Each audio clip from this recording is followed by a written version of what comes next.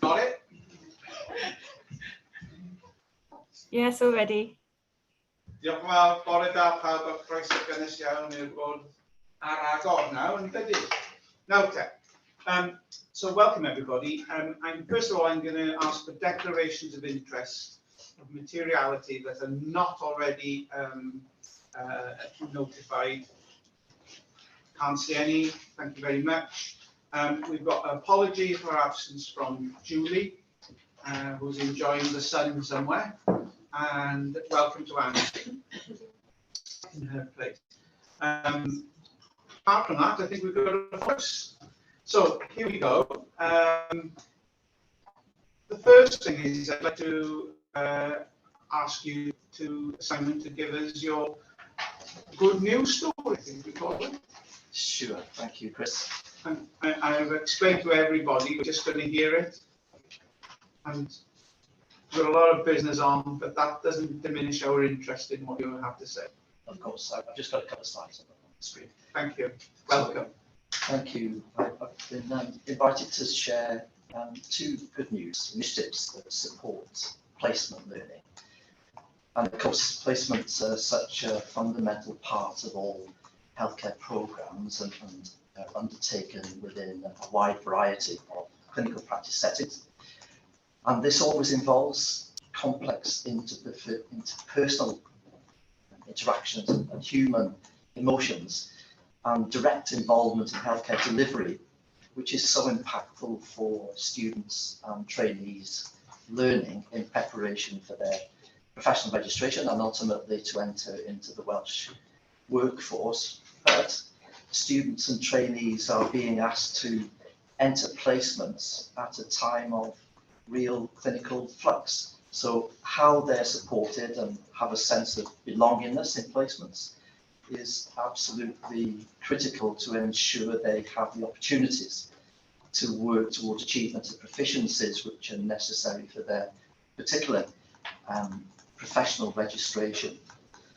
So the first initiative to share news on is an electronic resource that contains a set of pledges made by HIW, education and placement providers to healthcare students and trainees. The pledges are known as the All Wales Healthcare Student Pact.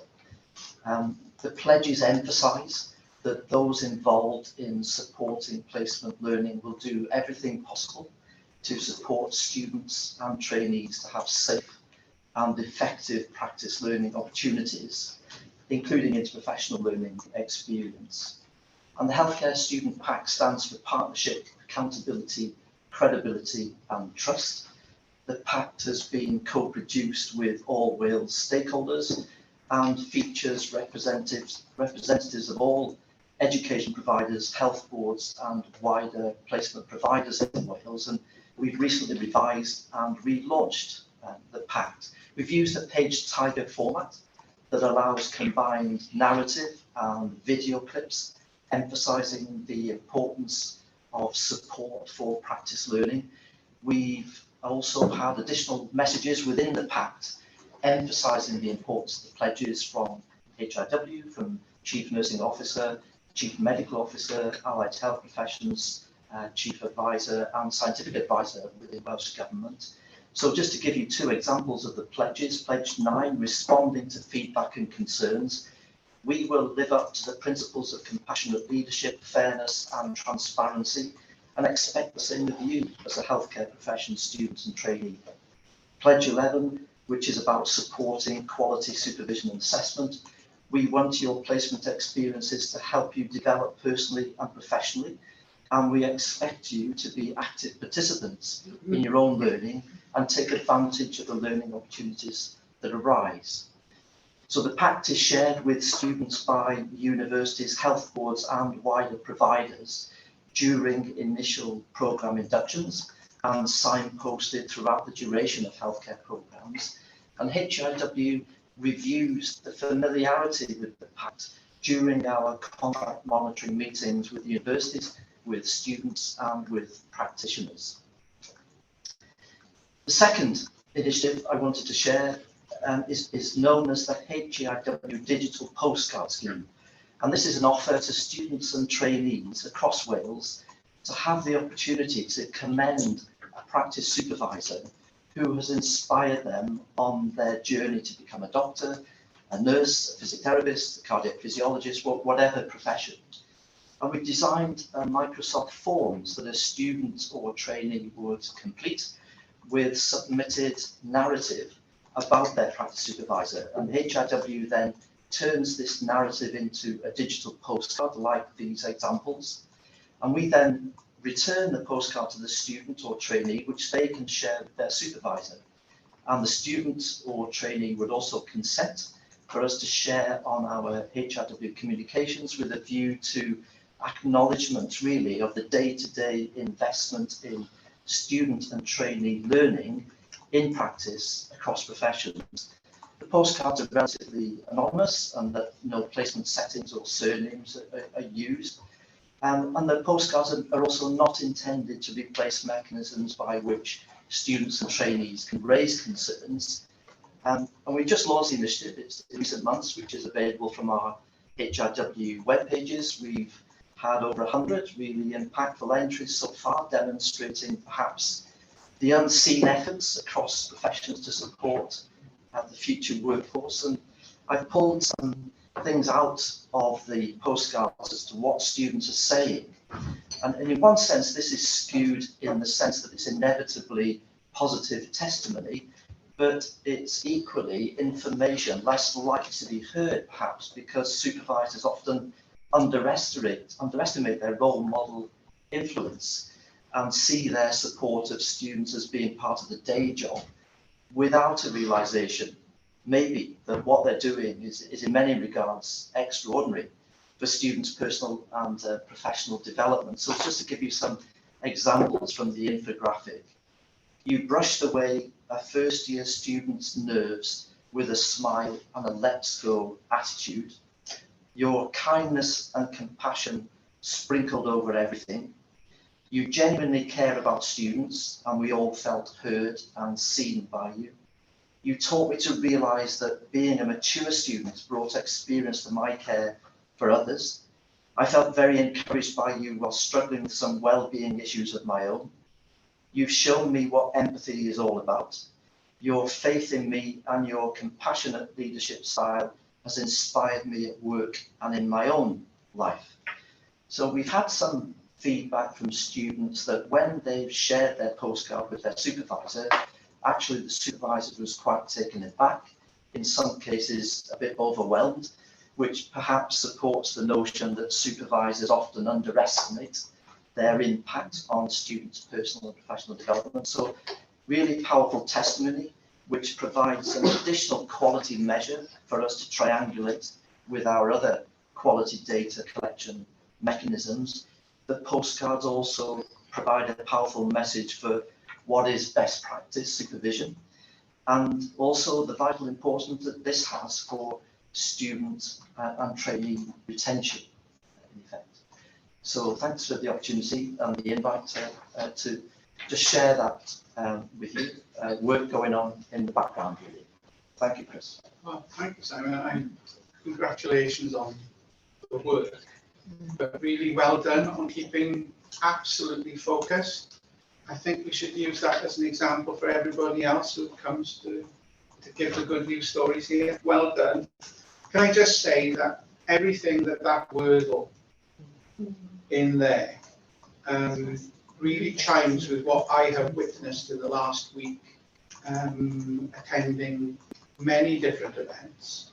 And yesterday at the Royal Welsh Show, the number of people who work in the NHS who came up and just said exactly what you said about how their joy in supporting people in learning, and also we heard from students who were saying how much they were enjoying working. So thank you very much indeed. Okay. Okay. John. Thank you, Simon. Chair, can I just echo the thanks to Simon and the team, but just to make one point, we know that HEIs have got quite robust mechanisms in place to quality assure the academic elements of programs. This is an example whereby we know that many programs have up to 50% practice component, and this is an example where we as a body have to make sure that we equally have got robust mechanisms in place to quality assure the placement bit. This to me is a good example of that, and what I would say is I'm encouraged to see and hear the quality data triangulation methods that have been used, and to challenge the team to continue to use improvement methodology in ensuring that we get assurance around the quality of the practice element of the programs that we commission. Very important. Thank you. Thank you. Thank you, Simon. I got my, oh, sorry, Sorry, Jack, can I just ask? Yes. How would, I read some of this and I was thinking, there's a wow factor in this. And I just wondered, how can we get this into some of the academic journals where students actually review and can be encouraged to participate also in sharing with education institutions when people are looking at career profiles, so that, because sometimes coming and thinking you've got to work 50% of your hours and do 12-hour shifts can be quite off-putting to some people. And I just wondered, and some students do that. I was here to a student doing exactly that, looking after me a couple of weeks ago. So from that perspective, I think trying to get this out to schools so that it's a really good experience. How can we do that, or are we doing it? Well, I think as we collect more postcards, that will be more impactful. We are doing a couple of things. Myself and Esther recently went to one of the colleges and we used the postcards sort of testimonies to describe the kind of support that students would have when they enter the programme. We also, on the forms, Microsoft Forms mechanism, we can keep a record of which health board the comments are coming from. We've shared the comments, for instance, with Anira and Bevan recently for one of the conferences, so they can use that as part of the marketing for their conferences, and when students also attend those conferences as well. So I think that's a stage on, isn't it, once people are on the programme, to reassure them about the emphasis of the importance of supervision and assessment. But I think, you know, take your point, isn't it, maybe there's more we can do before that stage, actually, with open days, you know, the marketing of what it means to come into healthcare programmes, especially given our you know, recruitment difficulties, isn't it? You know, so anything we can add to that, I think, would be beneficial. That'd be fabulous. I just wondered whether it'd be great for some of these students to put together an article, maybe for the Nursing Standard, Nursing Times, and also BMJ and those kind of things. Yeah. Because, and also whether we can incorporate some of this on our Train Workload campaign. Yes. Yeah. Yes. Because it's linked into that, isn't it? I need to be getting into career stability into much of the nursing buildings, well, all the buildings effectively. Simon, I'm not holding you at fault here. Let's stop. You know, I only gave you 5 minutes. You could have had much longer. Exciting. I know. Thank you very much. Thank you. Thank you. Thank you. Thanks so much. Thank you so much. Cheers. Thanks. Chairman cut him short. I can't believe I've done that. Neither can I, it's such a brilliant project. Thank you, Simon. Thanks a lot. Okay, we're now going into the unconfirmed board minutes of the meeting held on the 18th of May. So first of all, for accuracy, please. On page 1 and 2, it does say the good news story we brought last time, and 2 is the videos showed medical students. They were nurse and allied health professional students. See, you don't see any difference between them. I know, but that's using the We don't differentiate, you see. It says medical students. Okay. There are opposing views. Yeah. Okay. Page 1, page 2, page 3, page 4, page 5, page 6, page 7, page 8, page 9, page 10, page 11, page 12. Are you happy with the accuracy? Can I ask you just to pop to 1.6, which is the action log. I noticed that we'll be having an update at some point on the Workforce Equality Index. That's 3003.34. Is there anything else that's not finished in here? Or added to the forward work plan development session in the autumn to discuss research and development framework? That's important. And again, mental health workforce plan update, Q4 report, that's added to the forward work plan. I can't see anything else uncompleted. You happy with that? Yeah. I'm going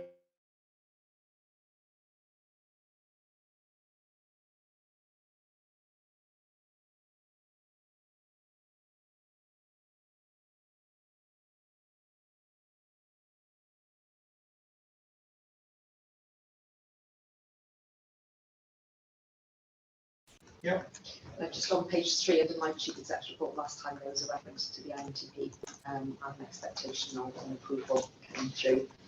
No organisations have yet received any notification on their INTP, so just to confirm that we still haven't had that been approved.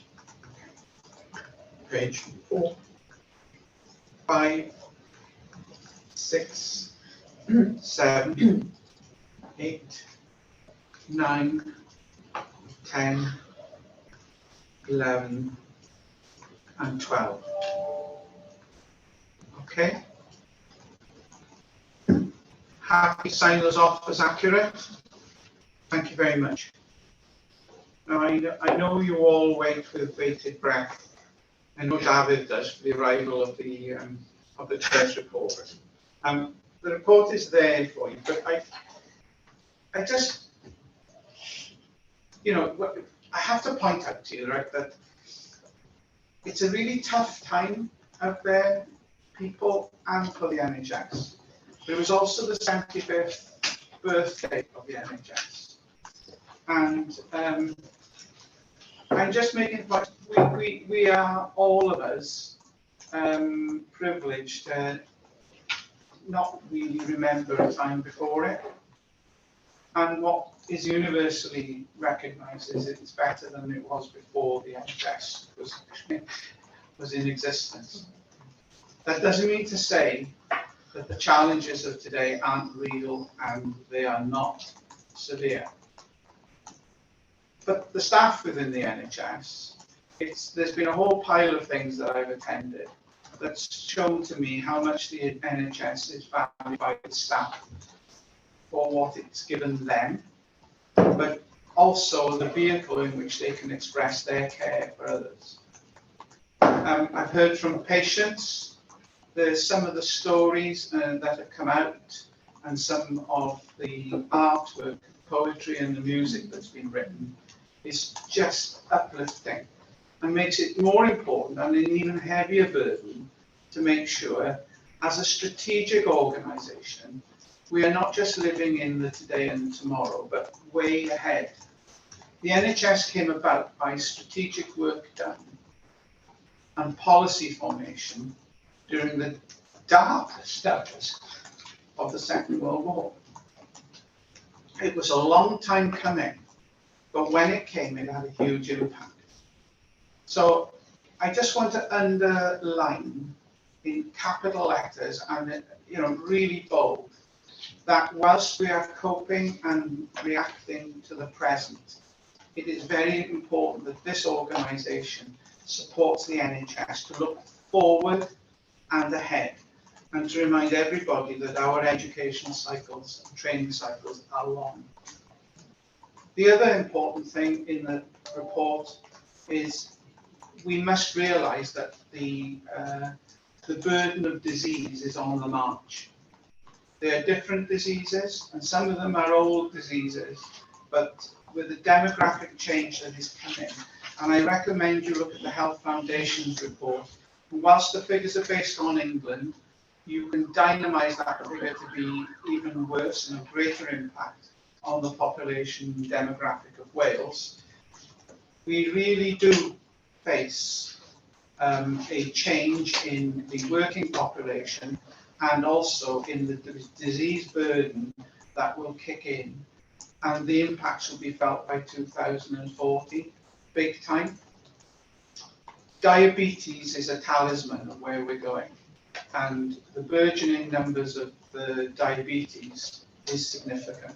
We must be prepared as a service to deal with what we need to be dealing with in the future, but we also need to encourage prevention and adoption of good, healthy lifestyles amongst our staff and amongst the patients that our staff have contact with. Finally, it's been joyful. I've been to the senior clinical leadership group. I've been to the, this week I attended the fellows presenting their projects. What's been joyful has been to hear their focus, their interest, their energy into what they've been doing, how much they've learned individually and as a group. But more than that, to listen to them, people who've supported and mentored them, and how much that's meant to them. The real value of what we do as an organisation of bringing those people together and giving them a focus, I think should not be underestimated, because that's the energy and the wind in the sail that the NHS is going to need for the future. And just to emphasise on Simon's presentation earlier, on Friday night I went to the early retirement of a very senior clinician, a surgeon, who has served a hard-pressed community well for many years, recognised internationally, nationally and locally for his care, for his teaching, and to listen to people who at all levels had come under his influence in their training and early years was just heartwarming and uplifting. We are very fortunate to have great teachers and good researchers in our NHS, and we must ensure that we keep supporting them and recognising the part they play in successfully bringing people into our NHS for the future. Yesterday I was at the NHS show, at the Royal Welsh show. There was huge interest from families with young people. There was huge interest from people already working in the NHS.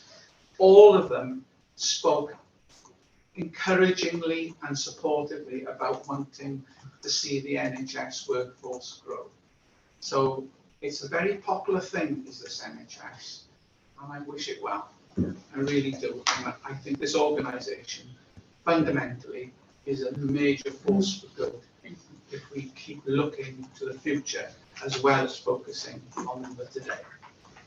So I've got to say, I want to draw your attention to a Chair's action, and I'm asking you to ratify the Chair's action with regard to the two Welsh Government pay circulars highlighted in the report. So can I have your approval? Yes. Very much. And we've also got under 2.12, I think it's only the second time we've done this. Third time. Fixing the common seal. So David got it out of the safe, melted the wax, and the seal has been fixed. So related to 4 deeds, all relating to level 4 HCSW nursing programs. Sealed last week.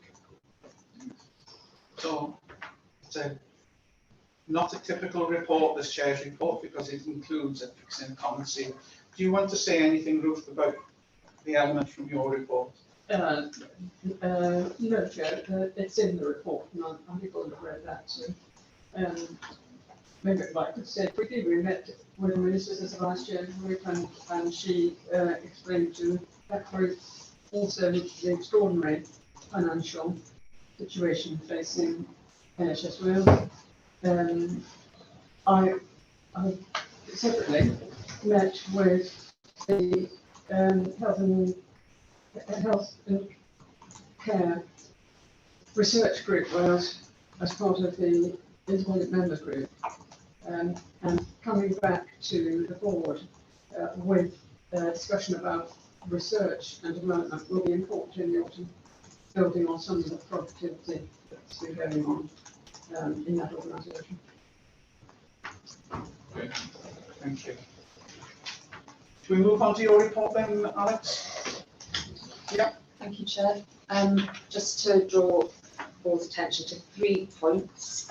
First being, as we've just talked about, the financial situation, which is set out in my introduction, but just to emphasise the point that we are in difficult times, and it is important for HIW to be part of the solution to this as well, both in terms of supporting the financial deficit in Wales as much as we can, but in particular I think focusing on where we can add value and deliver benefits. And I think the benefit of having a strategic workforce building in Wales is hopefully that we can make sure we make the right decisions about the workforce going forward, and recognise those areas that we need to protect, continue to invest in order to sustain that future pipeline. So clearly during August we will be doing some work as an organisation on what some of those choices mean for us, and we will bring that back to the board development session at the end of August. Sort of linked with that really, I'd just like to draw the board's attention to the work that we've been doing on retention, which I know we touched on at a recent board briefing, as mentioned under the item on the National Workforce Implementation Plan. So at the moment, the nursing retention plan has been delayed from the original timescale set out in the NWIP. And the reason for that is really that we have been developing other resources that are quite important in supporting the implementation of the nurse retention plan, and particularly learning from colleagues across the border who've been running a retention programme for 2 years now. And there's an awful lot of intelligence and insights to be gained from the various case studies they've had in a lot of their sort of pathfinder projects that we've wanted to make sure we build into having the best possible approach to this. And I'm also making sure that we fit that within a broader approach to retention across the whole workforce, because although nursing is particularly important, and clearly we have got a retention issue across other professional groups, so we need to make sure that we're implementing an approach that will suit everybody as well. So we are now on track for launching that plan in August when we have the final comments back from our key stakeholders on that. And that is very much linked, I think, with the financial position, because we all know that actually keeping our staff in work, making sure they're healthy, well motivated, and can do their jobs properly is a key driver of the financial position, because we know a lot of that comes from our temporary workforce solutions.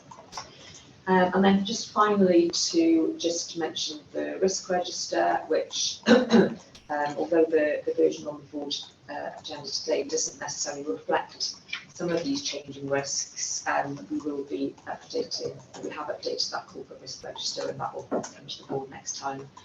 In particular, thinking about financial risks and how that now affects us as an organisation, making sure that we're conscious of the NWIP deliverables and any delays that we have in the future on those. But also the board will be aware that we have made a decision to cease our funding contribution to Welsh Institute of Minimal Access Therapy from the end of March, and so we need to keep our eye on a transitional plan there, things that we need to continue to commission. So we will be doing a bit of an overhaul of the risk register that we've got on the agenda today. I'm happy to take any questions. John? Okay. Thank you for your report. I was really encouraged to read the report, I have to say. I thought it demonstrated the ambition of our strategic intent. So within it, there are a number of strategies referred to. We've got the pharmacy, the diagnostic, the mental health, the engagement plan for the primary care, etc., the leadership program, a whole host of references there to our strategic intent as an organisation. And I think executive colleagues should be applauded for the extent of what's within the report.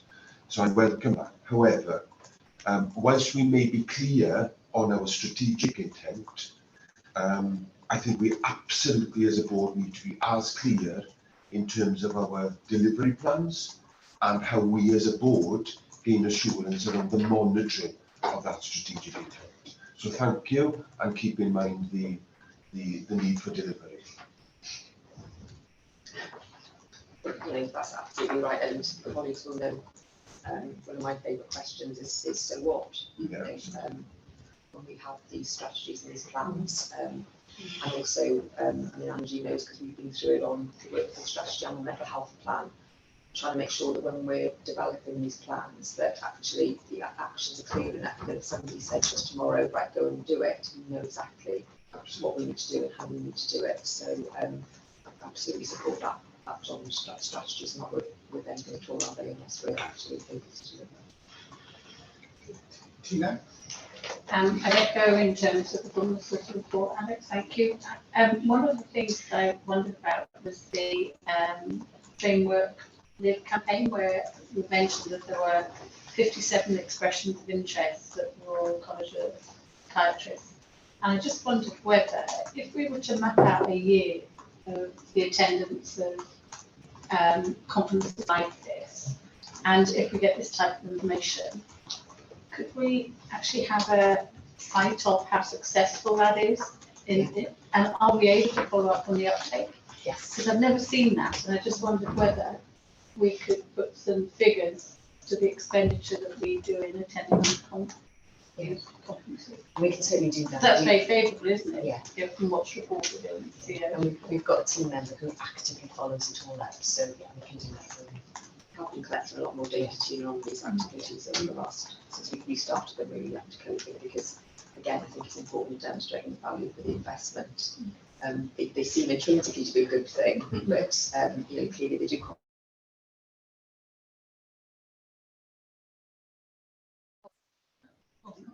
Where we've got special interests like this in terms of the mental health workforce plan, and 57 expressions of interest where 6 to 12 month people want to move to Wales, it'd be fabulous to see the impact of that. Absolutely. Really good. Thanks. That's the somewhat question. Okay, any other comments? Okay, Alex, thank you very much. I'm going to go on now to section 2. Section 3, which is our strategic matters. And the first one is approval of the annual education and training plan submission to Welsh Government. Are you leading on this, Lisa? I think we actually with Bwrdd. Yes. Absolutely. Yeah, so this is what we will actually sort of share with members. Actually, this is the 5th year that HIW have developed the National Education and Training Plan, and this is a statutory function that we have to do this.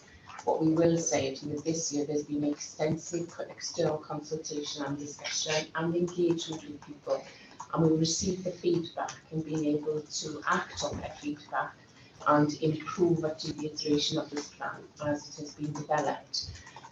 It's quite extensive, and this actually really sort of highlights actually the investment that we want to make actually in our future education and training sort of professionals actually going forward. And actually really what we're asking is actually asking the board to endorse the education and training plan, including all the appendices, which includes all the detail of actually all the discussions that we've had actually in taking this forward. And we will be submitting that actually then to Welsh Government for them to actually consider and obviously approve. So, push anything else you want to add? The only thing is the engagement has been very, very thorough this year. Absolutely. It's been, and it's been commented on at several forums that that they've been aware of, and I think that's been a particular success this year. But I'd like to thank the team that's actually undertaking this piece of work because they've been absolutely thorough. Julie Nallon and Julie Leanne Nallon, Black have yeah. been absolutely brilliant. They've attended most of the meetings and taken notes, updated the plan. So very big thanks to your planning colleagues. Yeah, and I think actually what we're experiencing actually as we take to the plan too, that the responses that we feel that it's been heard, it's been actually articulated, and people are understanding it and actually see that they have a voice to influence as well, which is really encouraging. Tina, this came to your committee. Yeah, it did, and there was quite a good discussion around it as well, and quite enthused with the report and the progress that's been made. I chaired the strategic external reference group, and that again there was twice and a special session where the number of partners who clearly have been engaged is very significant. Yeah, it's palpable, it's Just a very quick question, or a quick comment, should I say. Fabulous piece of work, and I got an opportunity to see it in CQC as well. One of the questions that keeps going around in my mind, I guess, is this other side of the equation that we talked about in the closed session, which is this is what we want to train. We've had the great stakeholder engagement, so great buy-in to it, but does it equal what the need is? Again, same sort of point. And I guess I haven't raised this, Chair, in fairness, for a couple of years, but you remember on our journey the change in roles, and I kept asking the question: was this a composite strategic intent, or was there a substitution effect? So, as we train new types of roles, should there be a corresponding diminishing of other roles? And I apologise for raising it again, but it's in the context of the financial envelope that the NHS is. So the more different roles that we train, are they add-ons, or are we missing a trick in terms of substitution? So if you look at the ophthalmology out in the community, should there be any corresponding decrease anywhere and that sort of thing? So I'm just floating it really because it's one of my favourite points. Yeah, I think it's a really good point, particularly with new roles, because and I think one of the things that we have to think about as an organisation is what's our job in not just producing new roles, but helping organisations workforce plan them into the workforce models and the service models. I think that is something we have to do a bit more work on. We were just having that conversation earlier in the week with Cardiff and Bella as part of the coaching meeting. So we will pick that up. I think fundamentally though, Joe, I think there is such a lot of unmet demand at the moment that actually I think that isn't yet an issue. I think at some point in the future, if we get the numbers right, it will start to become an issue. But I think that we're quite safe at the moment in that we know there are such significant deficits. We know that service demand is not being met as well. But actually, that issue is not necessarily one that is hitting us immediately. But it's in theory that will come. Yeah. I think that's our workforce planning has to get better in order to be able to address that. Yeah, and I include the agency bit in that substitution as well, making it tangible. The real issue is though that technology is going to have a much bigger impact than maybe we could have imagined 5 years ago. And so factoring all those things in, that it's not just about the numbers, is it? It's about the what and the capability. And I think the demographic is moving in the wrong direction. That brings its own pressure and will force change in the way people will want to access and use services, and therefore will have a real impact on what sort of workforce. So the prudent principles will also be in there, but maxing out on the top end of your level of practice, that again. So it is a very complex equation. I mean, it's like the Schrodinger wave equation, what you just asked. And I think it'll take a long time to give to get a competent and composite answer to that. Yeah. Yeah, I think there's a number of areas of advanced practice that you've touched on, rather than thinking particularly pharmacy and the new pharmacist that's going to be coming out in 2025 and the opportunities that are going to come with them being independent prescribers at the point of registration. I think that the key for us is to get our services prepared for that so they can utilise those skills in a different way, rather than thinking of traditional, we need more doctors, we need more nurses, and that's the end of it.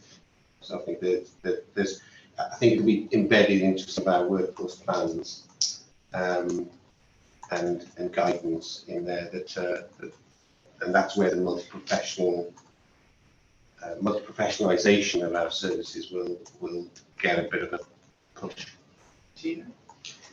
Just a small point. I was going to say at the end about the committee recommending the endorsement and subsequent to go to Welsh Government. But on the second page of the paper, I'm not sure that the introduction reads right grammatically. It says the paper presents the board with HAW for endorsement prior to submission to the board. Submission to Welsh Government. Yeah, it should just say to Welsh Government, because that was originally to the committee. Yeah, that was to the briefing, wasn't it? Yeah. Yeah, sorry, yeah. And because we were asked to go through a tremendous amount of work, there was quite a big discussion on that, and to recommend the endorsement, which is what the committee agreed to do. Okay, so can we pick that addendum? That's important. Donna? Ruth? Yeah, I just want to say, and we both at least said it was an excellent piece of work with so much that's gone into preparing it. And I think it's just in what we've heard about the financial position and the recommendation here for supporting option one. I would support very strongly, given everything we've said about what we need to do to support the service and bringing in those posts and not taking a knee-jerk reaction in terms of saying, oh, well, we'll go straight to a different option. So I think as a board, we should be strongly personally supporting that option and that board. Okay. Thank you for that one. Take Ruth and I'll come back to you. Is that okay, Lisa? Ruth? This has been prepared with an extraordinary extent of stakeholder involvement. It's really been exemplar. And it also signals some quite significant changes in how services will be delivered. So I just put it in for the public that they understand what's going on. Because that will be a considerable break on removing from the service old traditional ways of doing things and recognise roles of the past. So we mustn't forget taking the public with us on emerging models. I really think it's almost as important to a stakeholder as the professionals that we engage with. Can I just nip in before Easter on that one? So you're absolutely right. With Gorffennaf yesterday, we were just putting a response back as part of the FLICE consultation on what we think the issues are that they need to address, and this was at the heart of that. And it's just reminded me as well, Ruth, that we did say we would invite them to come to a board development session. So maybe, David, that's something you can follow up on to have that conversation with the board. So we don't want anybody to lose their lives. It was just to sort of actually support you and reassure you generally in the comments that you made, that in terms of how actually our traditional role has been involved in it. What I can assure you actually that the education and training, actually this is what's not apparent in here, but the education and training that we commission reflects how service changes are undergoing actually as well. So therefore, the training that we've got today actually recognises actually what the changes are in population health need. So, your traditional roads, as they may have been, actually are going on that service need journey with us. And it actually echoes really actually that when we develop this plan, we do it actually in collaboration with our service colleagues. And where we actually do see actually opportunities for workforce transformation, and sometimes it's because of need. In other words, there may be challenges in trying to recruit to certain sort of posts, etc. So that's actually where that conversation does happen to say, well, what can we do? Because actually the ultimate is to deliver that service. So that happens actually during the course of it. And some of the changes that we've got in this plan reflect actually that conversation and how the workforce is transforming as well. So it's an evolving situation. So it's not about stopping something actually because something else is switched on. It's actually all actually an evolving journey. And our training recognises the needs of the service and the population as we go. Sure. It was just to add to that point, we're also building a capacity and demand model for the workforce during this financial year, and that will take into account disease prevalence, the demographics of the population in Wales, the current position, skills and scenario planning as well. So the what ifs can be explored through that route. And that will then require stakeholder buy-in to understand the impact of both policy and potential scenario changes. And I think the workforce, new skills, new roles potentially will be a core part of that engagement for stakeholders to really start to explore. But I think that is a maturing way of planning that will evolve now over, and it will be a good baseline to start with the conversation. I'm looking forward to that. So there's one ride I put on that one, and that's to have a capability quotient for the workforce within, as the sum total of the workforce to meet the demand and the complexity of the future. So try booking a theatre ticket and soon a train ticket without a phone. And I think population needs to understand that that's the territory we're going into. This is a very human thing, giving care, but accessing care through different modern models and also empowering people to look after themselves in different ways. So I think it's a very exciting, but it's going to be bumpy, lumpy and challenging. The other people that you've taken on this journey with, Bush and Lisa, have been the independent board members. Because this paper comes today and we have had the opportunity to put it through a formal committee of the board, but we've also been through it in development sessions and have been able to witness some of the evidence taking sessions and the research that's gone behind it. So I think, for me, I'd like to thank, on behalf of the board, the executives for the way this has been managed and hasn't come as a surprise. So having said that, you mentioned one thing. So in our last executive meeting, which was yesterday, we were considering a case around the Bwrdd scheme, which is the asylum seekers and refugee education support that we provide. And in our JET back in December, the Welsh Government had asked us to consider how we expand that from a mainly medical and dental focus to a multi-professional focus. Obviously, that actually is part of education and training. And we were thinking that probably the best place for them to be able to make a decision about that would be if we include it as a key part of the education and training plan. And then they've got the opportunity to decide whether they want to invest in that or not. But it felt, as we were looking into the provision, it is very much education and training, and we felt that would be a good place for it. So we're only suggesting that we include an amount of up to £100,000 in that in order to expand that provision. it speaks to my heart and my brain. It speaks to anti-racist Wales. It speaks to what we know of the living practice of differential attainment.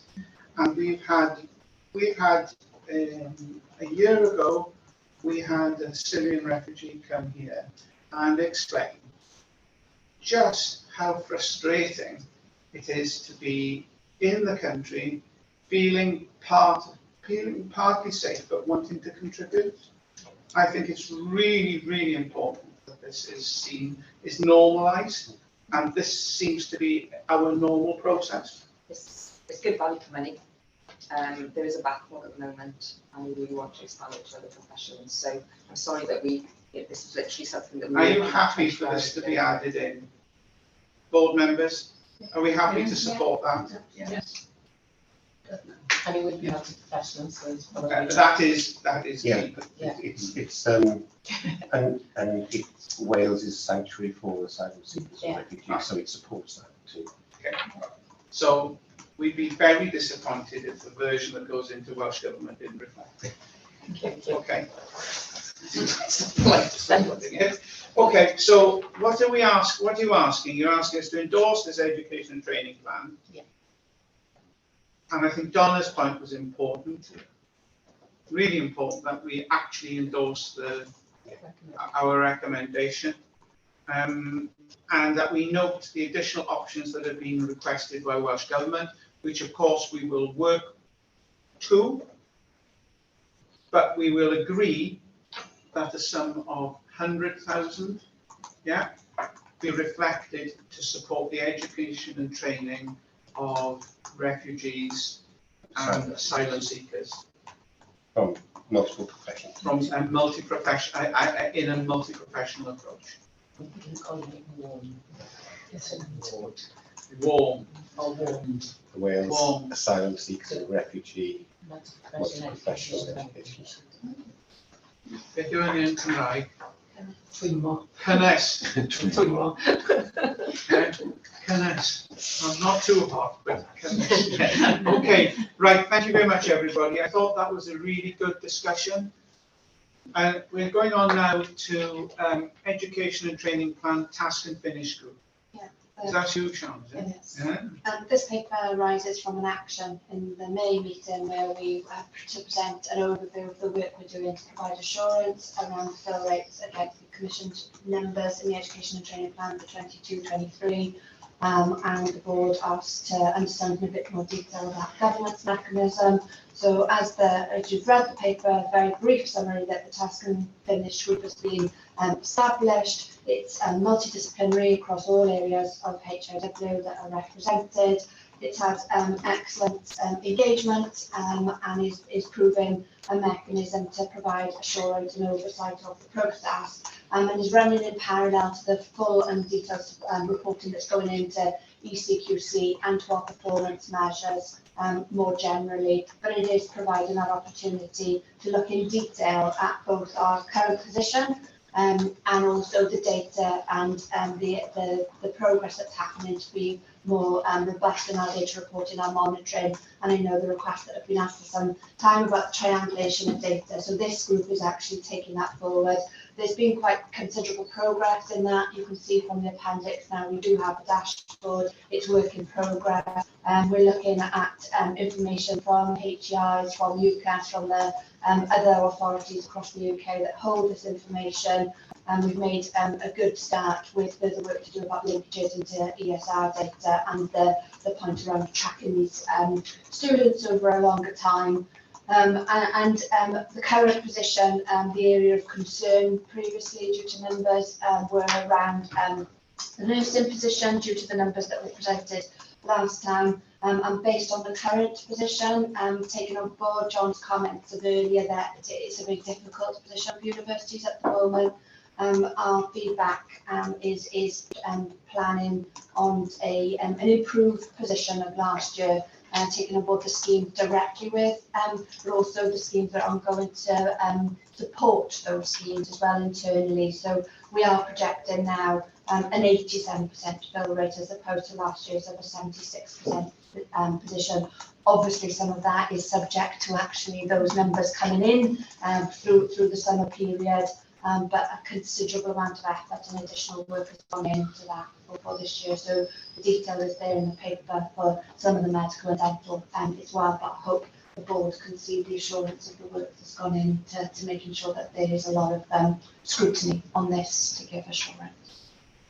Just for a minute, Sean meant 22-24 when she said 22-23. Sorry, sorry, I just I haven't read it and said it's wrong. Sorry. 20 children. Yeah. Thank you, Chair. I mean, I really welcome this. It's a really good step in the right direction in terms of monitoring. So thanks for all the hard work that's gone into this, because it was a missing bit of the jigsaw. The only, and you said it's work in progress, and I appreciate that.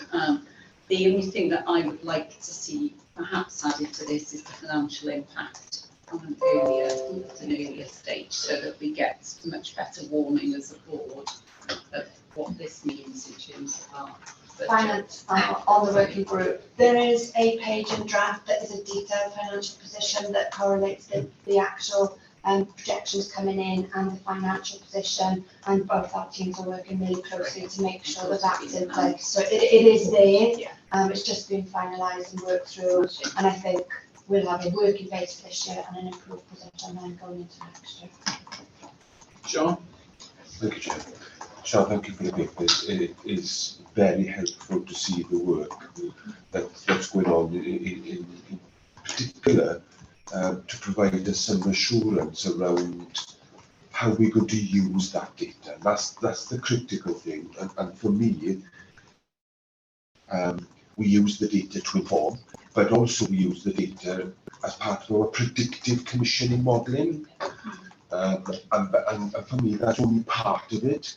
I think we need to reflect, as you rightly said, not on our ability to predict our commissioning, but equally that we take this approach in light of other things that we're doing, because it's only as good as our recruitment strategy, how we retain the students in the system, etc. So whilst the information is important and it informs the commissioning numbers, equally we should use this to think, well, okay, it needs to be multifaceted in terms of how we approach delivering a pipeline for the workforce. And that is about retention, recruitment, which goes back to some of the other points we raised earlier. So excellent piece of work, good means of providing us assurance as to how we use data to inform and predict, but part of a jigsaw. Absolutely. I think one of the jigsaws that we're definitely trying to pull into this piece of work is the Welsh deprivation of students and understanding actually where students are coming from, what that means for Wales. And I think that's just one example of the data will give you the answer through and will form a direction of travel and a decision. So I think that, and I should have said is that this is very much a joint piece of work across all of the areas, and the support from all the teams have been very much supported in taking these initiatives.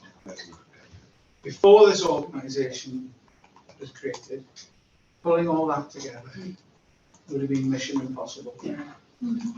Right? So knowledge is not, we must make this knowledge a strength for the NHS going forward. That's the real rub. You can't ignore the figures, right? And surprise, connecting up all the bits is going to take a while, but build it on strong foundations, and I'll blame you, Sean. But build it on strong foundations is the thing. So quality assurance all the way about.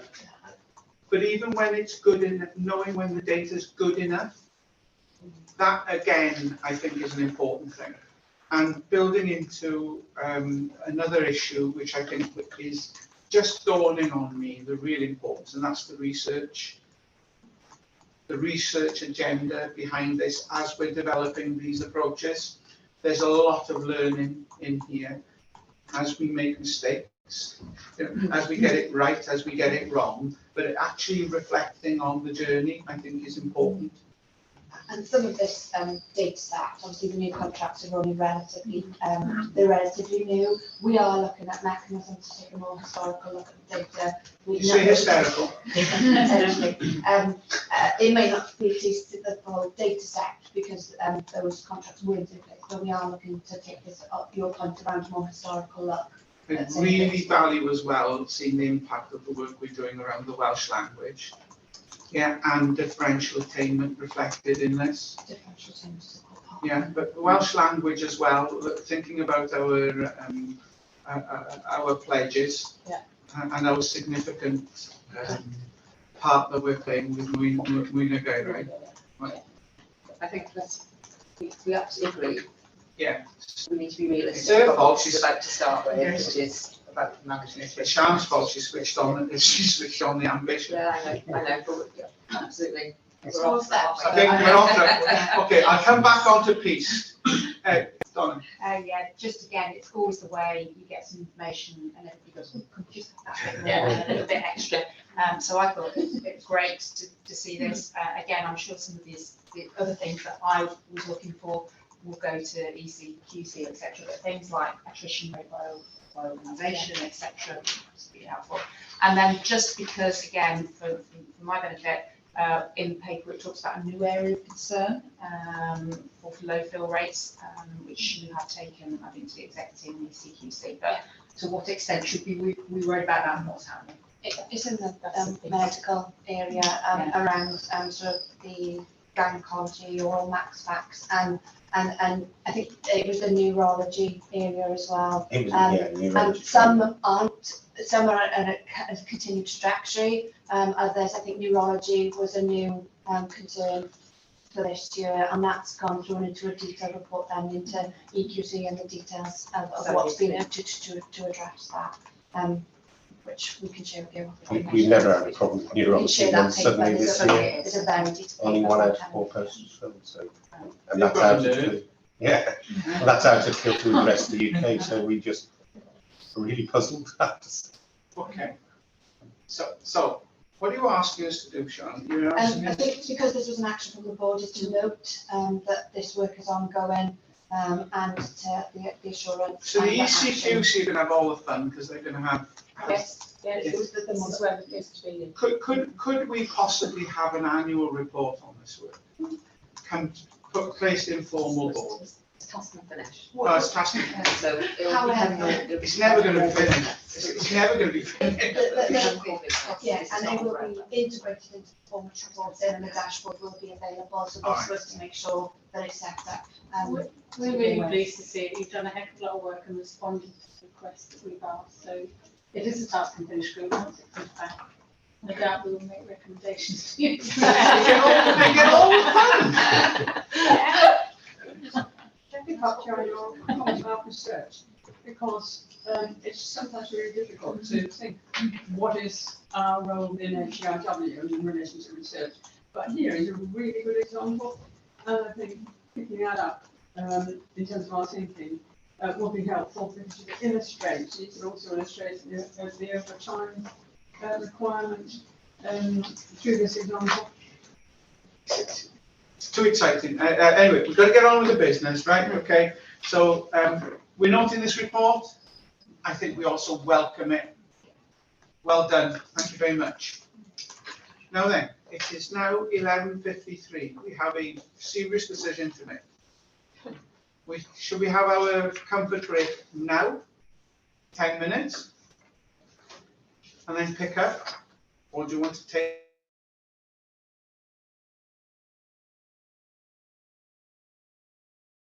Just do it? Yeah. Okay? Your fault, Lisa. Absolutely, yeah, health and well-being, that's the members, yes. Okay, Yes. off you go. We have two. Oh, I'm going now. You're going now? Oh, sorry. Yeah. Introduce Off you go for your break. colleagues, start there ready. I'm so sorry. Yeah, absolutely confused. Right, thank you, actually, Chairman. Actually, basically, can I actually introduce Gail, actually Harrison Key, who's the Workforce Modernisation Manager, and Shalette, who just joined us. Shalette Middle Messages, actually joined us for this year term. So effectively, what you've got is a report which provides you an update on actually the development and implementation of the Strategic Nursing Workforce Plan.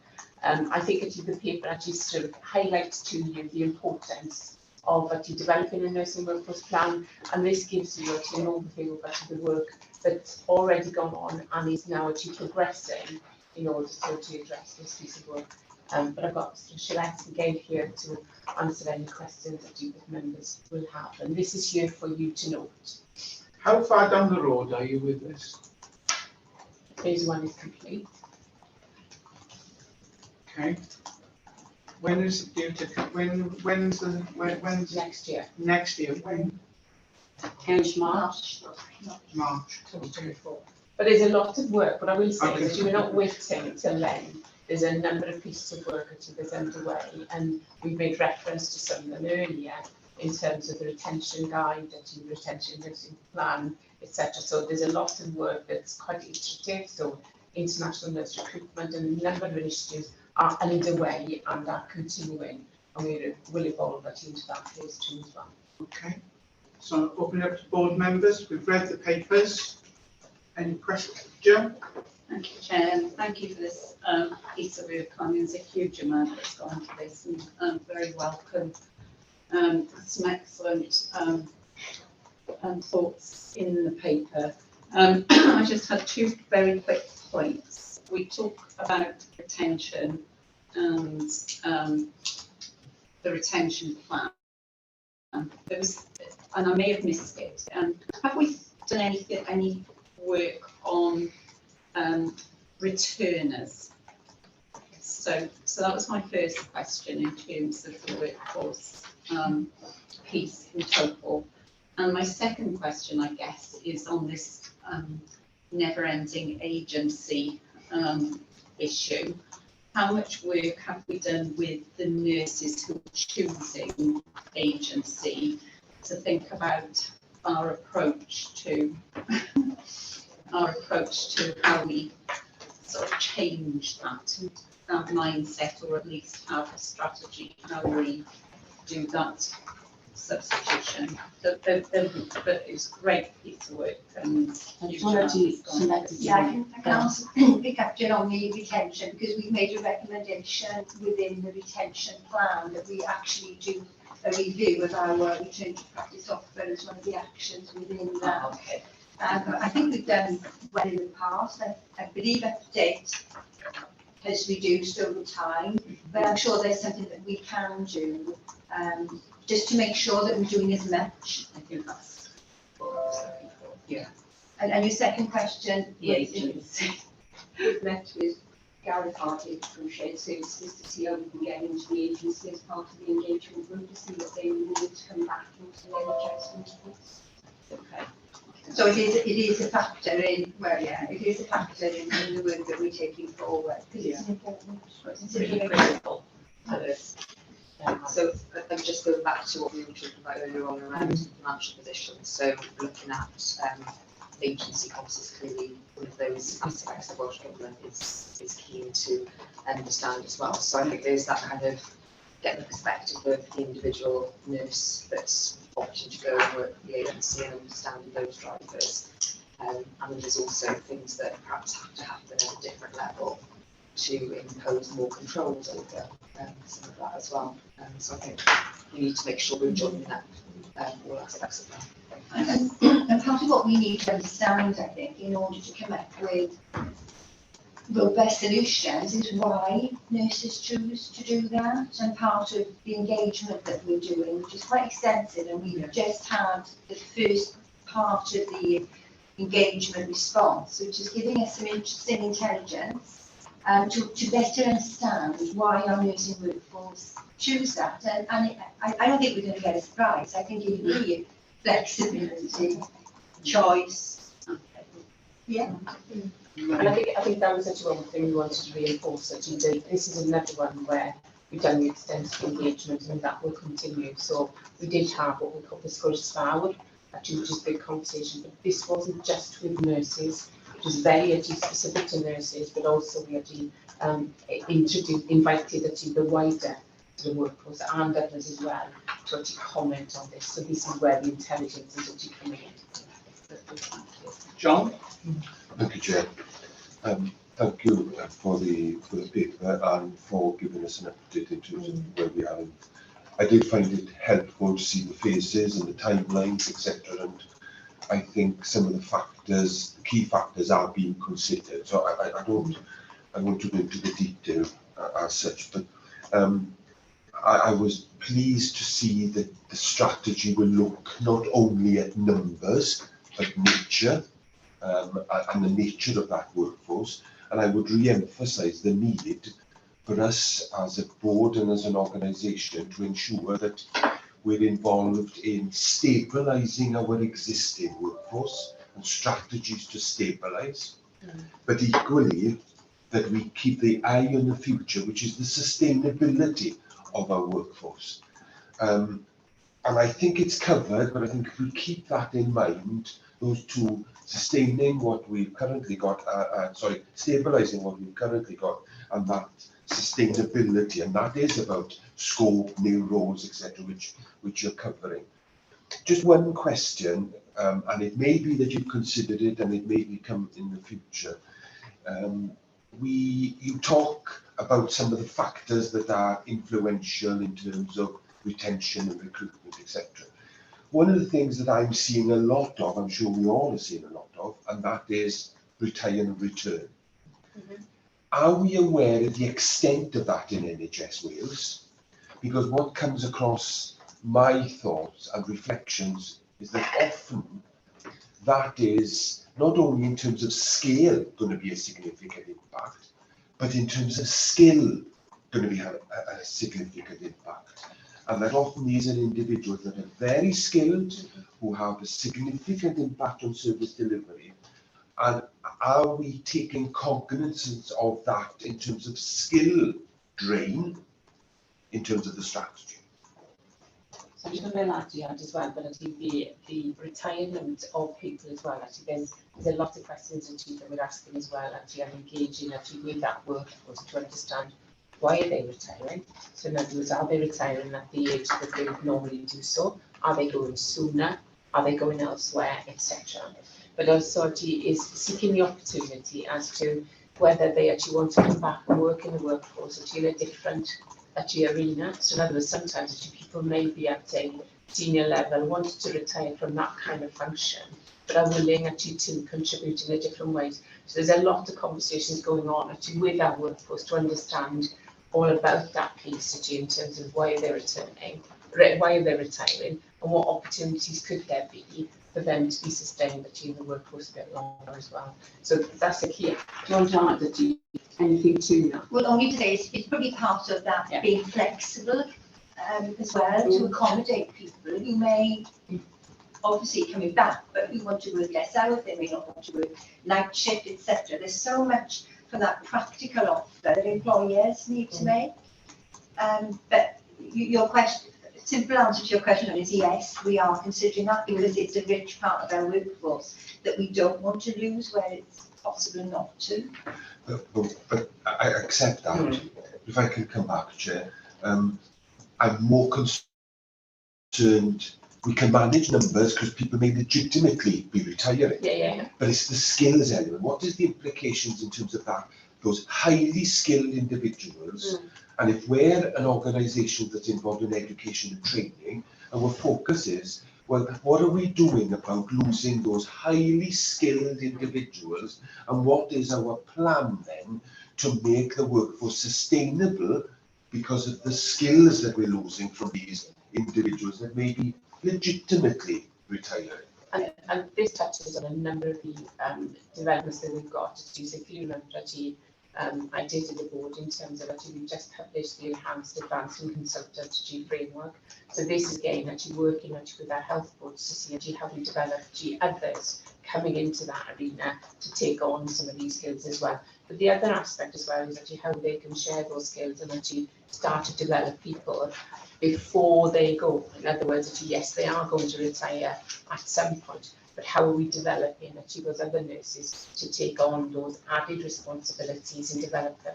And there's a number of initiatives that we are seeing and hearing back from the profession as to that opportunity is actually now being enhanced. But this is once again working actually with the health boards in order to achieve that as well.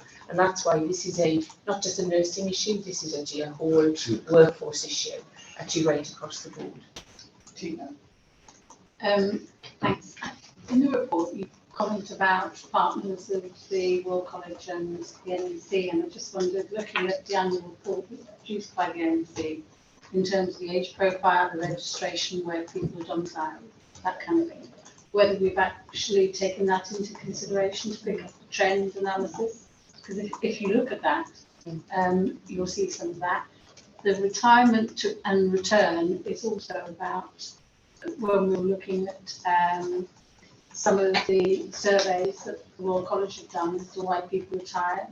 It's usually finance, they stop having to pay their pensions and they get that in. So again, looking at the challenges around that. And I know you've got the groups to be able to give that, but it'd be very helpful to see whether those people who have retired and gone back into actually cross-fertilise into the, because you're liaising with social care. So that's part of it, the social care workforce, is to see where they've got more than one role. So the retire and return, they reduce their hours, but they're actually working in social care because of the weekly payments. So I think there's and the RCN should be able to give you quite a lot of that if they're interested in the retention because they do that annually. We are making sure that there's much evidence, information from stakeholders, such as you referenced, that we are tapping into that in order to help shape the plan. And the Royal College is a key member. Yes, I see that in the report. Just access to their data. Throughout the return data and sources such as you've described will be part of the capacity plan model as well as within the scope of that data set. I mean, would we be able to progress that when we're looking at other professional groups through the HCPC and use this model going forward as well? That is the plan, that this is a model that starts with noticing, and we would then have to consider whether there are equivalent data sets or data sources available, but the idea that the core model will be equally applicable across.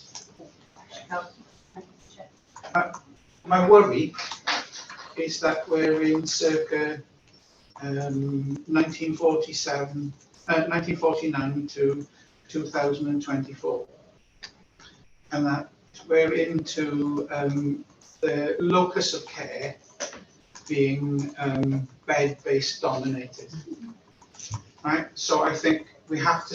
This has to speak very loudly to the future, and one of the strands which I hold very dear to my heart after writing Setting the Direction is the change of where people will receive the lion's part of their care. And the vision of what a nurse contribution is to that area, still I hear practice nurse, nurse practitioner in primary care, community nurse. I still hear a lexicon which describes an ancient past, which has been tried to fit into the now. So we should realise that there are new entities which could. So we're seeing a different structure in the way primary care is being reflected, and we've got a major piece of work on the primary care workforce. I really think we need to be ambitious in the vision of what the nurse role will be in the future. So it could be, as we talk about, prevention is going to be really important. If you go to Cuba, every single family has a nurse or a health visitor who is attached to the family. I just think we need to.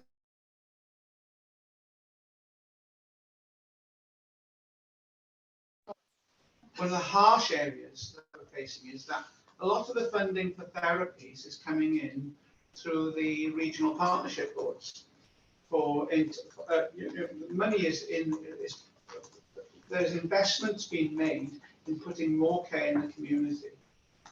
Just think through what that means for nursing in the future if we're producing a workforce plan for nursing. And who's going to employ, who is going to be the employer in the future? It will definitely look different. And that was very much the conversation with chief execs this week about this. It's really making sure we don't lose the opportunity to do exactly that. Yeah, I would encourage it. You may not know it, but you should reflect it in the way the work goes on. Yeah, and it is better to have delivery care. It's going to be, as you say. Just a minute, I just want to, are you liaising with Q&I on that agenda? So they're involved, the Queen's Nursing Institute do a lot of research on the community component. Yeah. You've had Alison here as well, so. So the other thing is that you must have generated a huge library of evidence. Yeah? It helps, yes. Where do we, this is a general question, now when we're doing these pieces, where do we hold the research So, and the evidence bases? so all of these plans have, there's 3 pillars if you remember, which is our approach. There's there's 3 technical documents that we produce that holds all of them. So one is about the research and evidence, one is about the data, and one is about the applicant engagement. So each of these plans is supported by a pillar that's got all of that evidence in it. Yeah, so we're collecting now evidence bases and And the research. observatory that we're setting up will be the Right. And who has the role of keeping, once that research has been created, of keeping that alive? So that there's the pillar, but actually it's a living pillar, isn't it? So how do we keep that alive so that as we walk the delivery of this through, we keep we can reflect on contemporary evidence base? I just think how much the evidence base will have changed from 2020 to 2023. I mean, just. But we keep it under review as part of an ongoing part of the programme. Yes, so. I think within the organisation, it is the observatory function that we are establishing. That's what we identified when we did the work with Pat Oakley a year ago, that we needed to have that horizon scanning function. It's not just make sure we're aware of those things, but to be able to translate it for the rest of the NHS. So that'll be where it's at, but that is in development. So yes, absolutely, we do need that. We can't have it scattered all across the organisation. No, we need to have it in. So finally, my other point is, seeing that we went to a fantastic event about the primary care workforce plan, do you meet with the primary care workforce plan leadership? And so there is cross-fertilisation. I just thought, I know there would be, I just wanted to make absolutely clear that we're not running different bits. We're not in silos. No. And this is where everything that comes in terms of, I can obviously say about the conversation this morning about end of life and palliative care.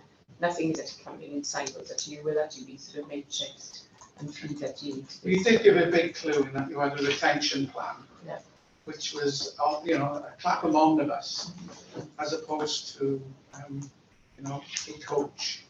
So I well done. I mean, it's a challenge. It's a tidy thing to start doing, and whether you'll ever finish it, I don't know. It'll be ongoing. Okay, so what are you asking for? This is just for our information? And to know what it is, you need to actually understand, because obviously we brought something to it, we'll develop a session, but it's due for it to come into the public arena as well.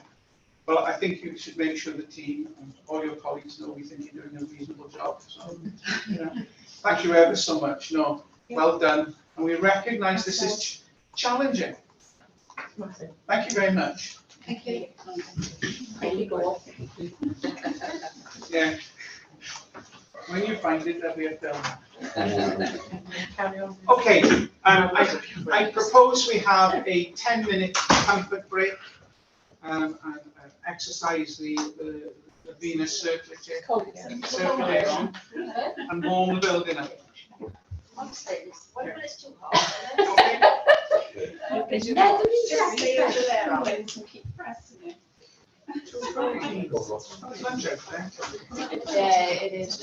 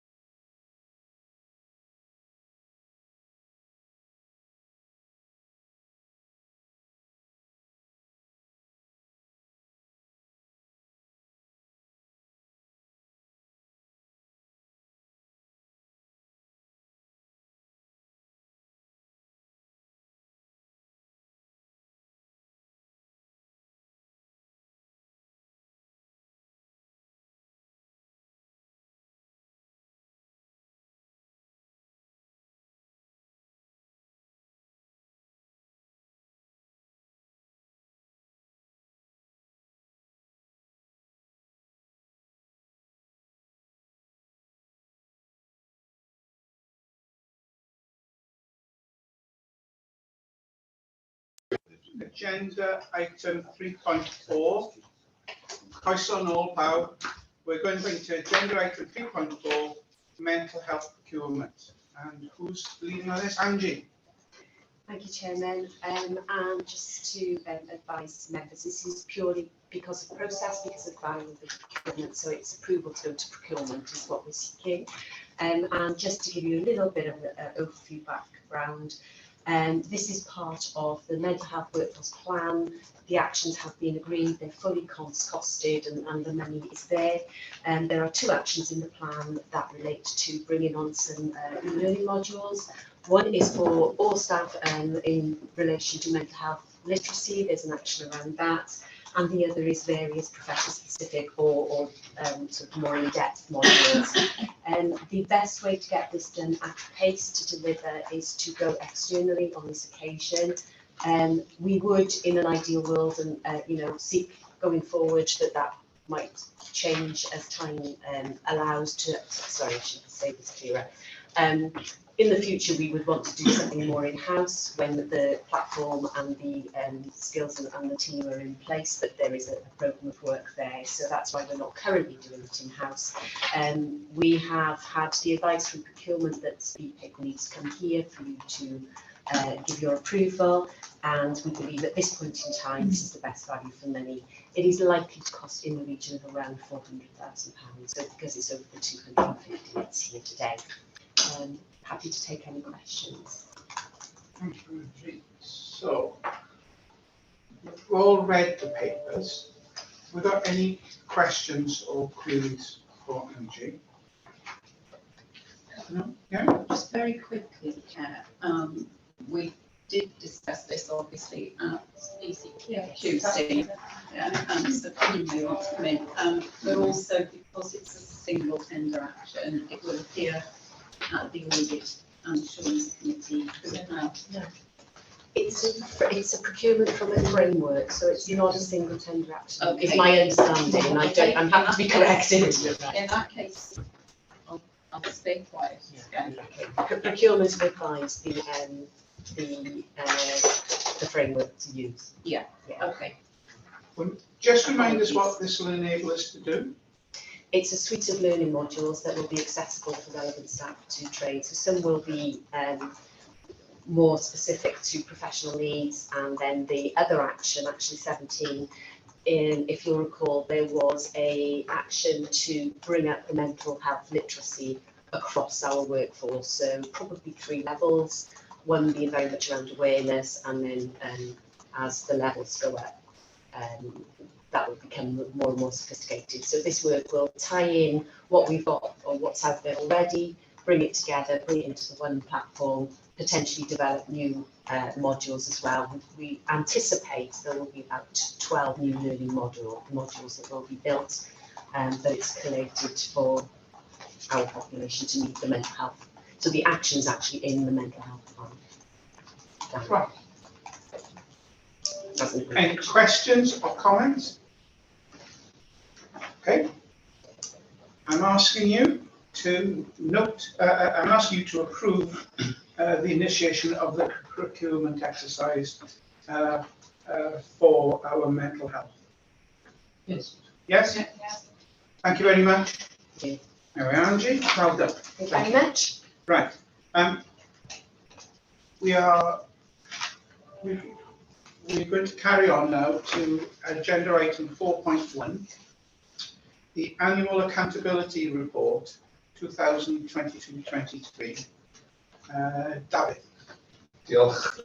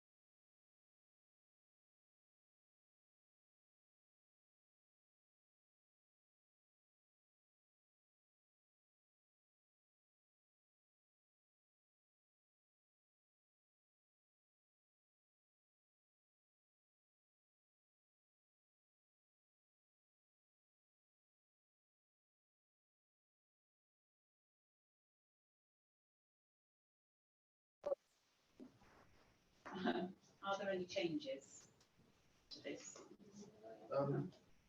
No, I think there may be some corrections, nothing material. Okay. Any other questions or comments from board members? So I'm asking the board to receive and approve the accountability report 22-23 for submission to the Welsh Government. Yeah? Problem, Sean? No, just sorting it. Right. IT, oh, sorry. Okay, so are you happy to approve? Yes. Thank you very much. Performance report.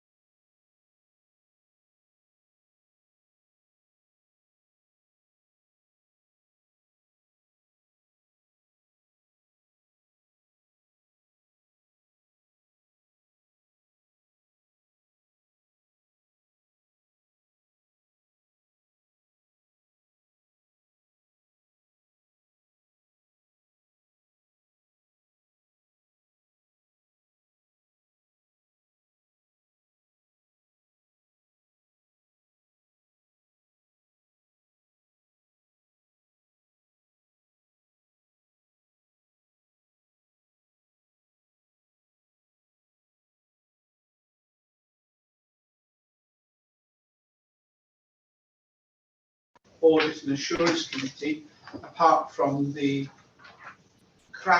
extremely well crafted introduction by the Chair and Chief Exec. So, are there any questions or comments?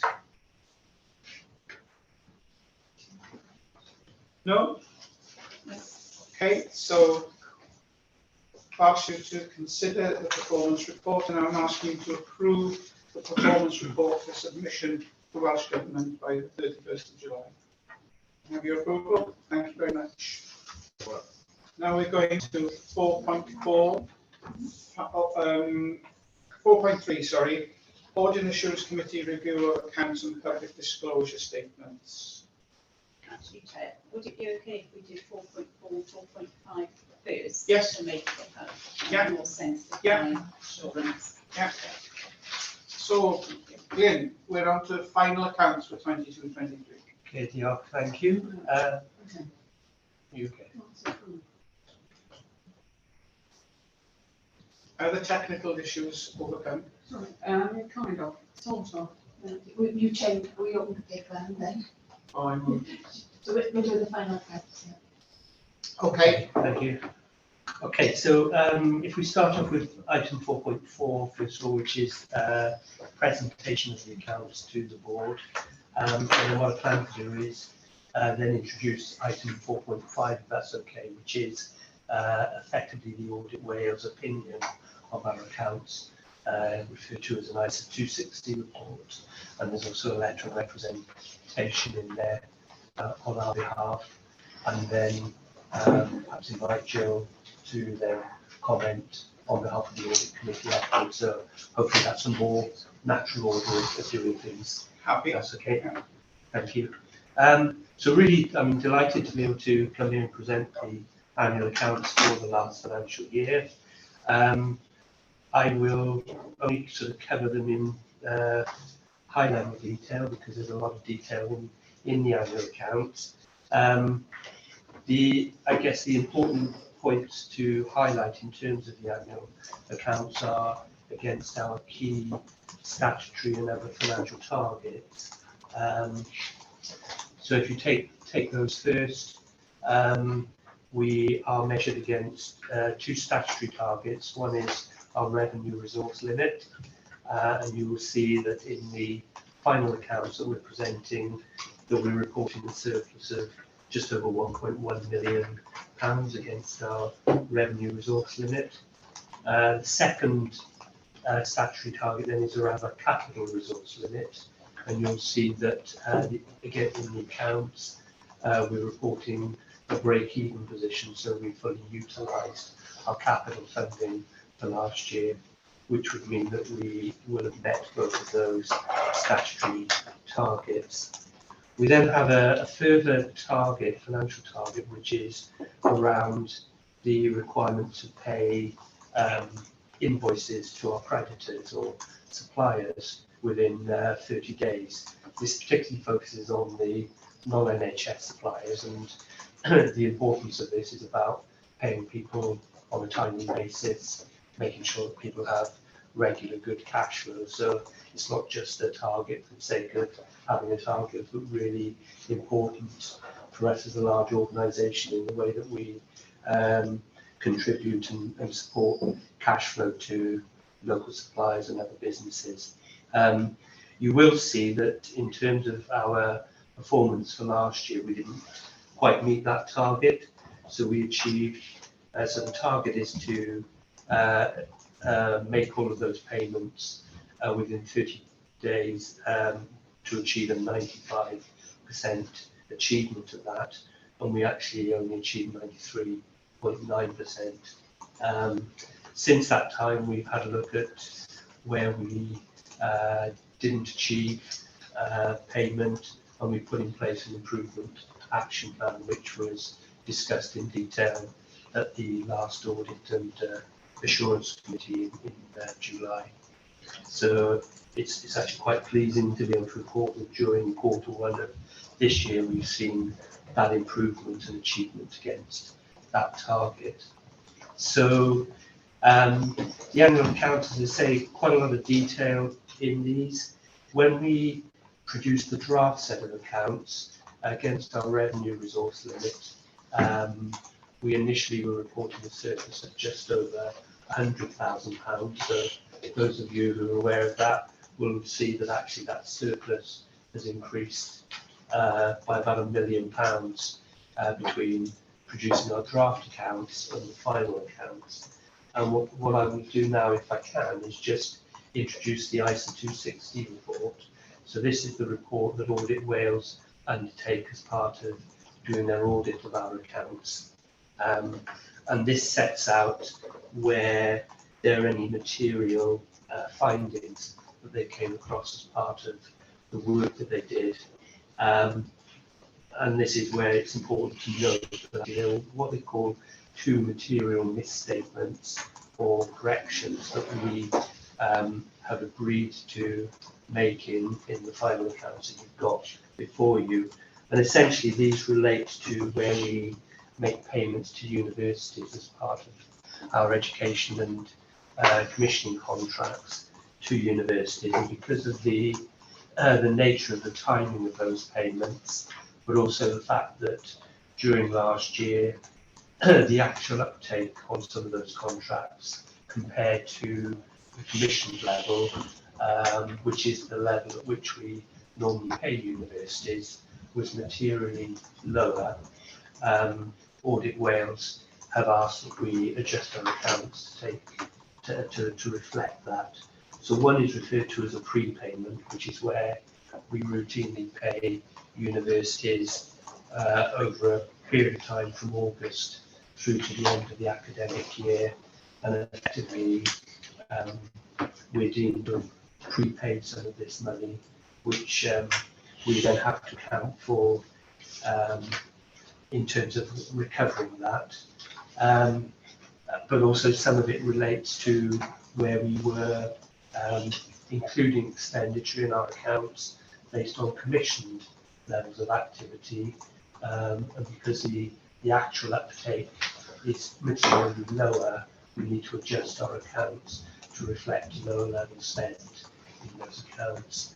This is a change in the way that we've accounted for this.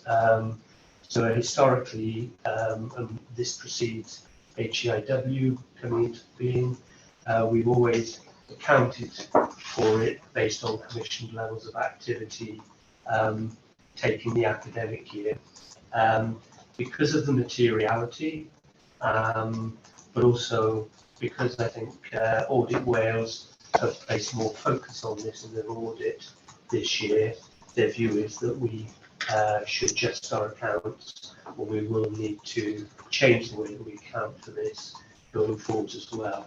So we'll need to look at that in terms of this financial year. But the net effect of that is adjusting our accounts so that instead of reporting a surplus of about £100,000, it's now increased to about 1.1 billion for last year. So those are the two main areas that they've drawn out in the ICE 260 report. The other area that I wanted to draw the board's attention to is a recommendation that they've come up with, which is around what are called intangible assets. And this is typically where we perhaps develop things like IT systems, and there is a value attached to developing some of those in-house systems. Audit Wales, I think, are content with the accounts as they are for last year, but have asked us to look at how we account for that going forward.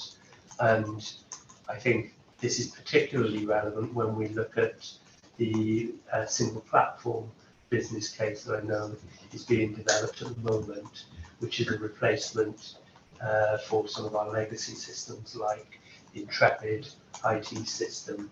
So we will probably, propose to spend a lot of money developing those systems, which will have, if you like, a value attached to them, which we will need to account for quite differently. So they've asked us to look at that and come up with a way forward in terms of how we account for that this year and in future years. So that's also identified in the report, and we're already doing work, working with Sean and the digital team in particular, to look at how that might impact on some of our business cases and the way that we do things going forwards.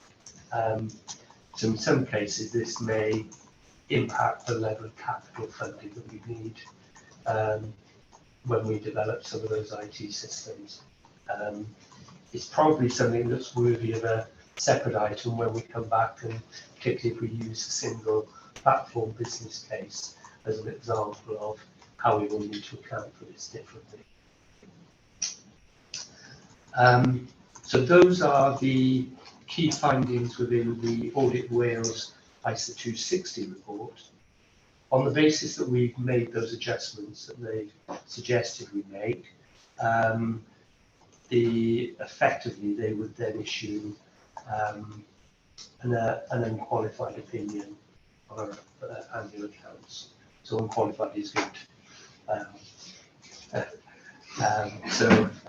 On the basis that we adjust for those material items, they would be content to issue that. When you say unqualified is good, yeah, is there a better than good? No. Unqualified is good, yeah.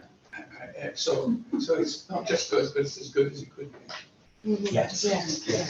Yeah. It is. Yeah. Yeah. Yeah. We wouldn't want our accounts to be qualified. No. No one around this table about that. Okay.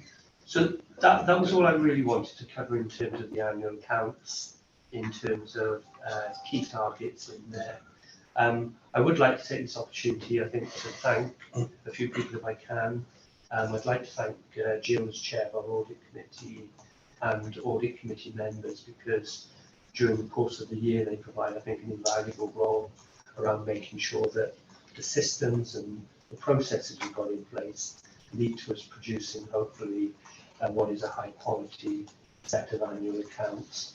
But also, I think that scrutiny, the challenge, but also the support that allows us to provide that reasonable level of assurance to the board as well. So I'd like to thank Jill and the audit committee members. Normally when I present accounts at the board, we have the Audit Wales team present or somebody there, but I would also like to thank Audit Wales. It's been a longer... Jeff's here. Jeff's here. Hi Jeff, I don't know if you're representing the Audit Wales team, but welcome. This no, I'm not. is a long year in terms of in terms of the audit. It's taken up a lot longer because of the increased audit regulation. So again, I'm really thankful, I think, to the Audit Wales team for the constructive way in which we worked through a number of issues, but actually got to, I think, what is a successful outcome. I think coming in at the stage that I've come into, I mean, I'm really pleased with the work the finance team had done, certainly prior to me joining, and actually in responding to all of the audit queries. So I'd like to thank my finance colleagues who've made my life a lot easier in terms of being able to present these accounts today. That's all I really wanted to cover. Thank you, Chair. Happy to open it up to questions, but also to pass over to Jill if she wishes to say something. Should we go to Jill and then we can ask questions? Jill? Okay, thank you, Chair, and thanks, Glenn. Just to pick up on a couple of points, because the audit committee has an opportunity, obviously, to go into this in some detail. I know both the Chair and the Chief Executive were present at that audit committee, and so we have had a good opportunity. In fact, we've had a longer opportunity this year to delve into the accounts, which is always very exciting. So just to comment, Glyn referred to the public sector payment policy, and as you'd expect, the audit committee wanted to be assured that the process has been put in place to turn that round, because it was one of our statutory targets, and we don't want to miss that again this year. The ISA 260 we went into in some detail, and we're happy that the recommendations have been accepted and the misstatements corrected, and also happy with the accounting treatment. As Glyn notes, it was something the audit committee were in favour of anyhow, so that was quite an easy one to accept. Pleased to see an unqualified opinion, Chair. You referred to it, that's as good as it gets. We don't want a qualified opinion.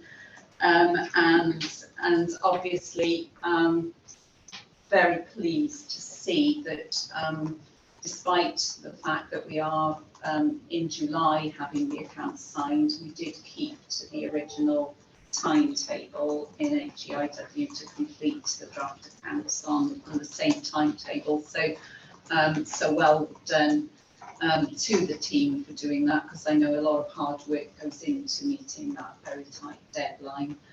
And I'd like to also extend thanks to the audit team who worked very well with HEIW and brought it to a successful conclusion. So thanks very much. And it's not easy to come in, actually, despite the fact that you've acknowledged, as I have, all the hard work that the finance team did. It's not easy to pick up a set of accounts, particularly when you've got some misstatements that you have to negotiate. So well done to you and the team. So the audit committee were happy to recommend the accounts and the letter of rep to the board, and the final accounts to be submitted by the end of July. Thank you, Jill. Are there any questions or comments from board members? Could I just add, the outcome for this report is an achievement. It's not actually the first time, but it's really well done. Just wanted to add that to others' comments. That's well done to everyone for the sustained commitment that's delivered it. Thank you very much. Okay. So with that, then we go to there are no other comments. We'll go to the formal bit of. In terms of the final accounts, in accordance with the remuneration recommendation from Audit and Assurance Committee, the board's asked to approve the audited accounts and financial statements of 22-23. Yeah. And then we've now got the Audit Wales audit.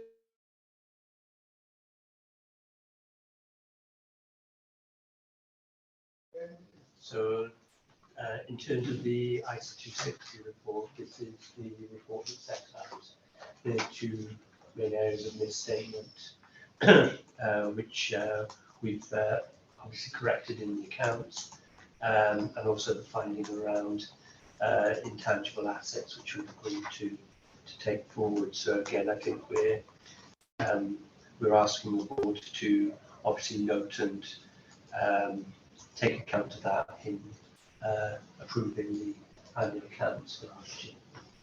Okay, so unless there are any questions on that report, we're asking to note the report that we've considered the ISA 260 and final letter of representation. Yeah. Okay, right, thank Clint. Two things. Can you take and Jill, can you take a BDI on the minutes of this part of the agenda to ensure that they accurately represent?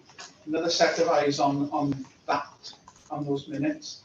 And secondly, thank you very much on behalf of us all to you and the team for doing this, getting that qualified support. Wouldn't expect anything different. Okay. Do you feel like doing the finance report, and we'll have lunch at 1 o'clock? And we'll have lunch at 1 o'clock? Yes. Yes? Yeah. There's a hint in there, in case you haven't noticed. It is now you've got 8 minutes. Okay. Right then. Okay, but given the previous discussions that we've had, I'm hoping that most of this is fairly straightforward for people. Obviously, the report sets out the financial position to the end of month 3 and also the forecast position. Just to sort of clarify any confusion people have, we have indicated, given the current position across NHS Wales, we were asked to indicate to Welsh Government our ability to return any potential surpluses. This we were asked actually just prior to the month 3 position being reported, and as such we have indicated that at this stage we believe that we would probably could confidently report an underspend of £5 million at this point in time, based on the under-improvement of the spring cohort of our education contracts. Obviously, what we don't know at this stage is the impact of recruitment to the autumn intakes, and therefore that number could change as a result of that. But it was quite important, and as I say, quite important given the All Wales financial context, that we could give Welsh Government an early indication of what we could potentially return in terms of funding at this stage. So within the report, you may see references to forecasting break-even, but you also see references to an underspend of £5 million. And essentially, what we've reported to Welsh Government is a forecast break-even position, but within that, they know that there's an opportunity to return £5 million of funding. And if you see the All Wales position and our Welsh Government report that, they report it in a similar way. So the break-even position assumes effectively that we would give £5 million back, and in doing so we would break even. That makes sense. So I just wanted to sort of clarify that in case people weren't clear. I think it is important that the board is both made aware, but also is able to make a decision and give a view on returning funding. And this is very much based on our current assessment of what we need to deliver the IMTP priorities and what we think we have available that we can return to Welsh Government. Noting that the All Wales financial position is now very serious, we will clearly be doing more work on what actions we can take as an organisation to potentially contribute further to the All Wales position. But obviously it will be in the context of what we think is appropriate to do in delivering and discharging our responsibilities as an organisation. And as I say, when we get to the point where we have more information on the autumn intake of students, and we'll get a better idea of any potential funding that we don't think we'll require in supporting those contracts for the remainder of the year. So those were the key points I wanted to cover off. I did want to highlight, obviously, in terms of public sector payment performance, that after Q1 or month 3, we are achieving the 95% target. So that's positive as well. I wasn't really going to add anything further. Hopefully the rest of it is informative, but it is there for information. I'm happy to take any questions. I have one question. If you use the retrospectoscope and look back to this time last year, how much could we have predicted we'd be returning? Not really fair to blame. No, but that's quite. That for me gives an indication of. It may not be possible because we might not have been in a position to make that prediction now. We have information on the figures, for example. But we could compare. Track that trajectory of fill rates, because the current last year's fill rates for this year's is at 87% compared to 76% last year. So at this moment in time, it would be subject to that finalising coming through in the autumn. We're tracking an improved position that will have an impact. Obviously, for us, it's about the nurses getting in. I was just using a very crude tool to do it. And the total number is more as well. We should add to those nurses coming through. Yeah. I don't believe it is possible, and I may be wrong, but just what's really important is that Welsh Government understands that it's not possible to predict it. I've said, I've made this point before, but I think we need to be really clear that they do acknowledge that and accept it, and it doesn't influence their decisions about future funding. I think the key in that point that was made though is the timelines. So I think we can't predict it, but we can know sooner. Yeah, that's the issue. And we are sensitive to wanting to know sooner. Yeah, and a lot of those conversations are now happening. Hence, I'm asking this question. It's just that very word to it. Jill, then John. Yeah, just on that point about prediction, it's my favourite one thing, isn't it? I think is the financial modelling that I know I'm speaking to Lynn about, which is whilst you can't predict where it's going to land, you can predict scenarios. And wherever we've got an education and training plan that demands 100% fill rate, we're always going to underspend. And I think that's the difficulty. And I know that's what we've got to submit, but if we could submit one that had 105% fill rate, we would then be able to hit nearer to 100%. So I know I think that it's the numbers for me though, rather than the fill rate. It's how many are we producing and what quality and what are they going to be capable of, and then can we employ. John.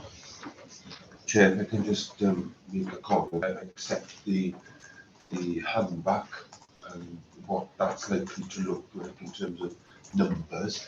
But I think as a board, we need to be clear with Welsh Government what that actually means in terms of pipeline for the workforce.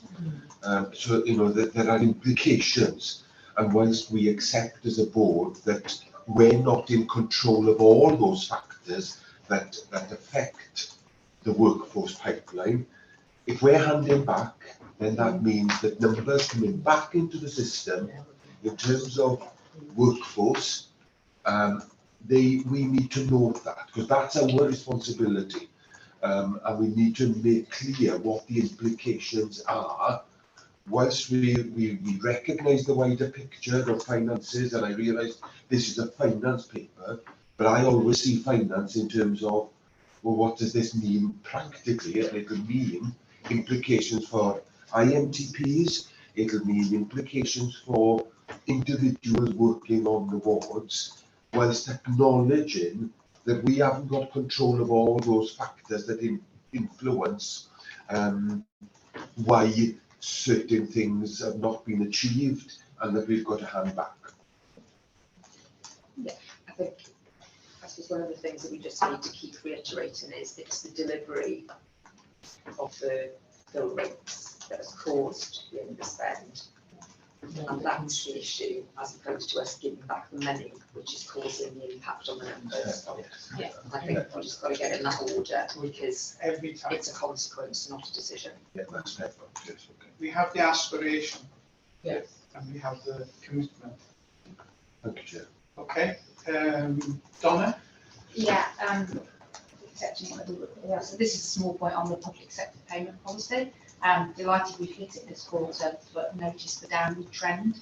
And we obviously had the report that came to the Audit Insurance Committee about when the pinch points might be, etc., around some holidays and Christmas, etc., which we are about to enter. And I was just a little concerned that it was the pink month on month and numbers that we were actually dealing with was going down as well. So just keep an eye on it in terms of where we're at, but recognising we have hit it.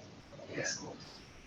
No, that is noted, and I think you're absolutely right. This is something we will need to keep on looking at, and I think some training will need to continue as well, so that people understand the importance and the important role they play in making sure that we pay invoices on a timely basis. Yeah. Thank you. Okay, with that in mind then, can I ask the board to note the underspend financial position reported by JW at month 3 and approve actions being progressed to be in balance at the year end, including a handback of £5 million to Welsh Government. Note the forecast position and the impact of the underspend. Note the summarised explanation of key variations by the Directorate. It's in the report. Note the capital allocation and spend today. Note the balance sheet position. Yeah. Yes. I also think that the order of the words about, whilst this is a finance report, I wonder whether we could stray into non-financial terms in the report that explains why there's the underspend. Because you said it very clearly. I just think we ought to echolalia that statement as many times as possible in papers that we submit to government and certainly the papers that we have in the public. It's not that we don't want to spend the money, and there are factors out there that are out of our control. And if people will be trained, will come for training, and we will pay for it. That's our aspiration. I think that we cannot understate it. So if we can capture that sentence and plug it in. And follow on from that, that we are listening and understanding that and actually putting in place interventions to try and overcome it. I think, there's one piece of it which is black and white, but at least the interventions, but yet again, the strategies and how those can actually be implemented. So working with service to look at alternatives. I mean, given John's point, this needs to be almost like a rubber stamp put on a set phrase that we use. Okay. I just keep thinking, Chair, if I'm asking that question as a non-finance person, then others are asking exactly the same question. If it looks bewildering to me without any financial background, then Mrs. Jones and Mr. Jones are asking exactly the same question. I've been in previous organisations where someone, whilst knitting, says, being a single value person, can you please explain this? And clearly, we do need to make sure that we explain it every time. Okay, thank you very much, everybody. We've come to agenda item 4.7. I propose we stop for 10-15 minutes to have lunch. Is that okay? Yeah. Thank you very much. It's now what time? 1:05. 5 past 1. We'll reconvene at 1:20.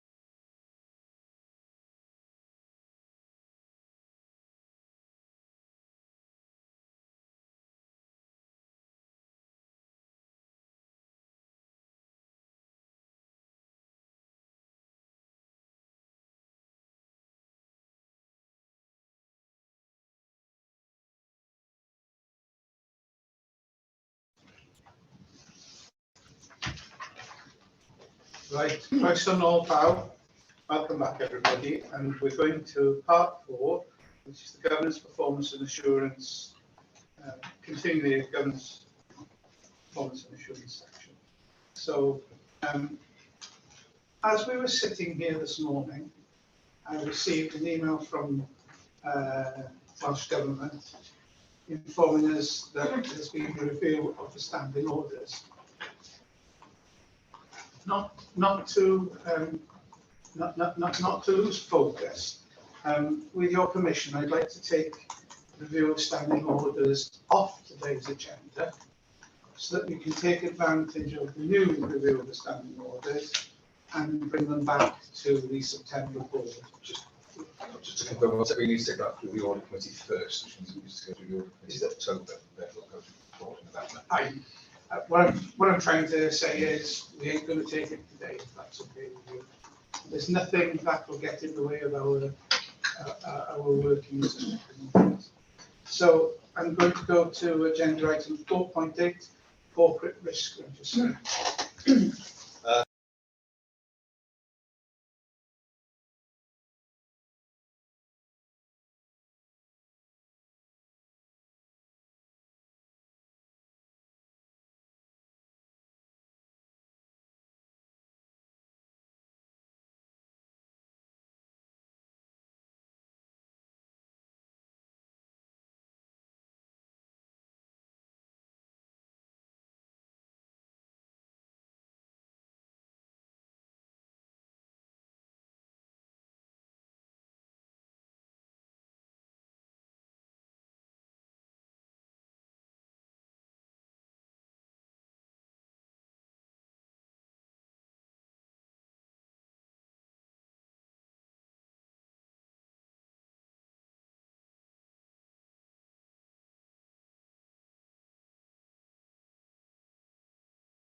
The article this morning about the ambulance services in England.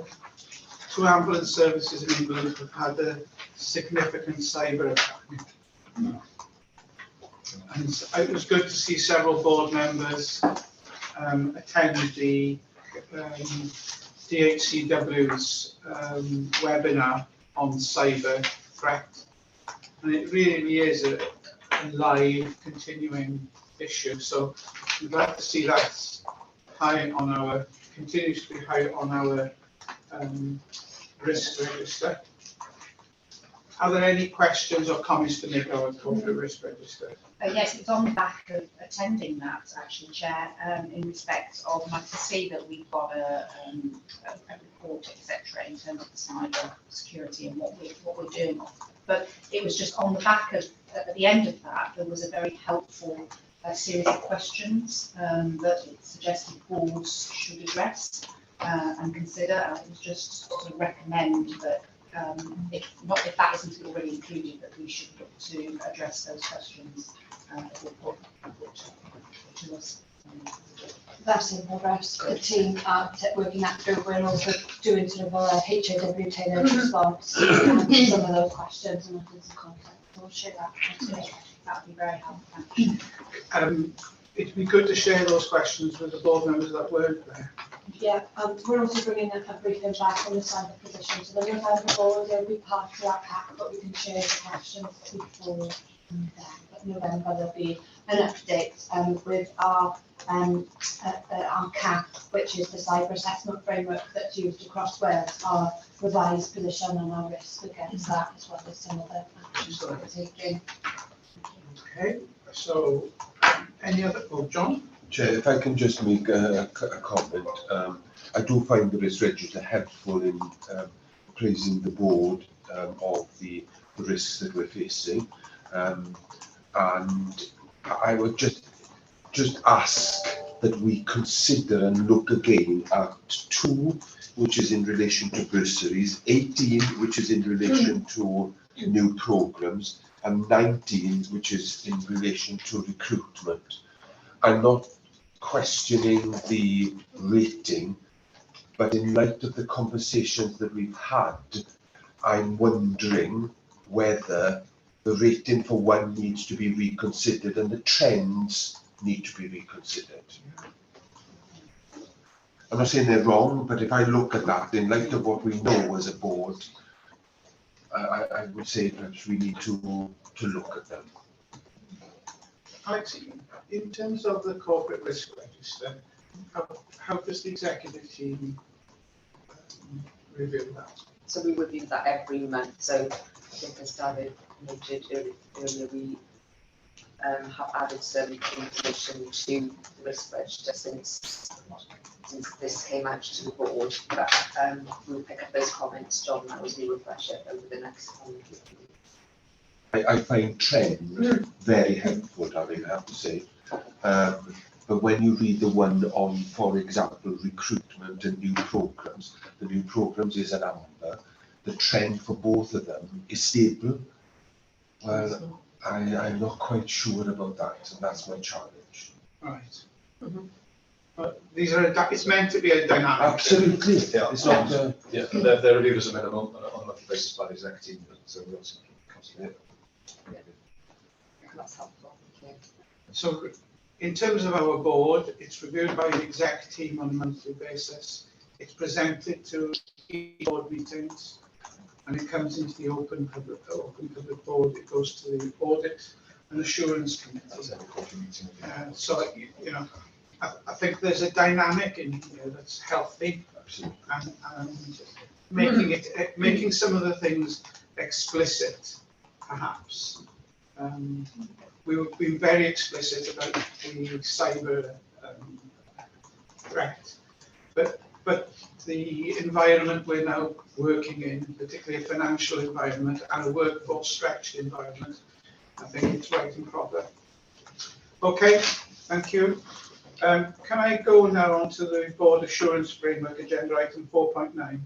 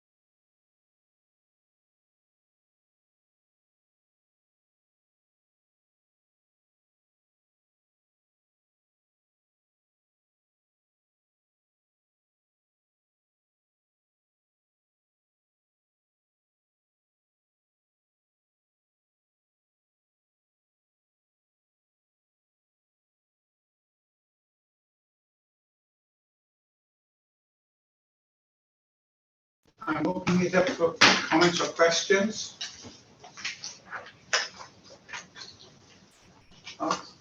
Yeah, I think, again, in light of our conversations during the course of the morning, probably the financial context, is outlined that there probably is a long-term financial context that we perhaps need to think about, including this.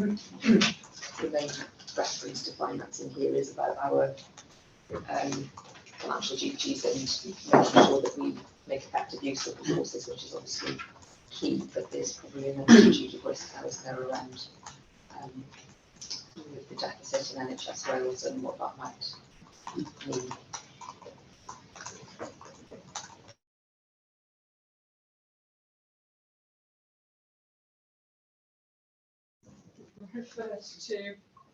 refers to our need for effective horizon scanning. I'm just wondering whether we have a systematic approach to that, or whether it's something that wants to be wrapped up perhaps in our approach to research and information and observatory and that bundle. And that is absolutely linked in with that observatory function, which links with Eric as well. Thank you. for me, it's actually one of the key things we have to pull off is how we keep in with our colleagues across the NHS, and how we make sure that somehow the outcome of those discussions actually drives betterment in terms of the workforce pipeline, in terms of numbers and skills. So I think because of the financial stretch in the NHS, that's going to be a very difficult and very challenging arena. More challenging than I think we've faced before, given the fact we're also just recovering from the pandemic and we're further behind the line in terms of NHS performance meeting need. So it's a complex thing, but maintaining the symbiosis with the partners. We keep saying that we're not in control of everything, but if we've got higher education having financial stretch, we've got our health board colleagues having financial stretch, and we've certainly got the private nursing home sector under stretch, and the workforce, large parts of the workforce are undertaking industrial action. I think there's a complex in there. I don't know whether it's captured, whether that complexity is captured in their art. How we could simplify that. Any one of those things could upset the apple cart. Is it not captured in a stakeholder one? Partly. Partly.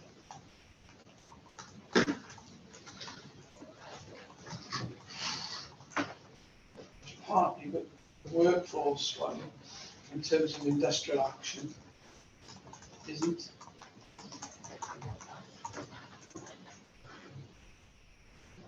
We're an unusual organisation. I think, we pay a contribution, but we don't deliver.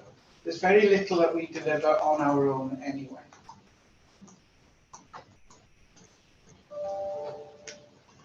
We do the commissioning.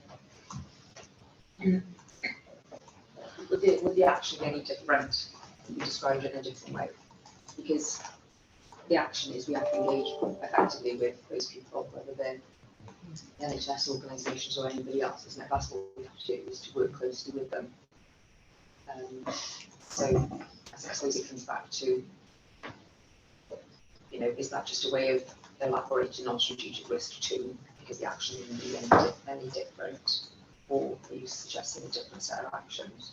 Well, I think it'll demand more of a leadership role from us, to hold the hand or hold the mirror up to colleague organisations when they want to when decisions may be being made.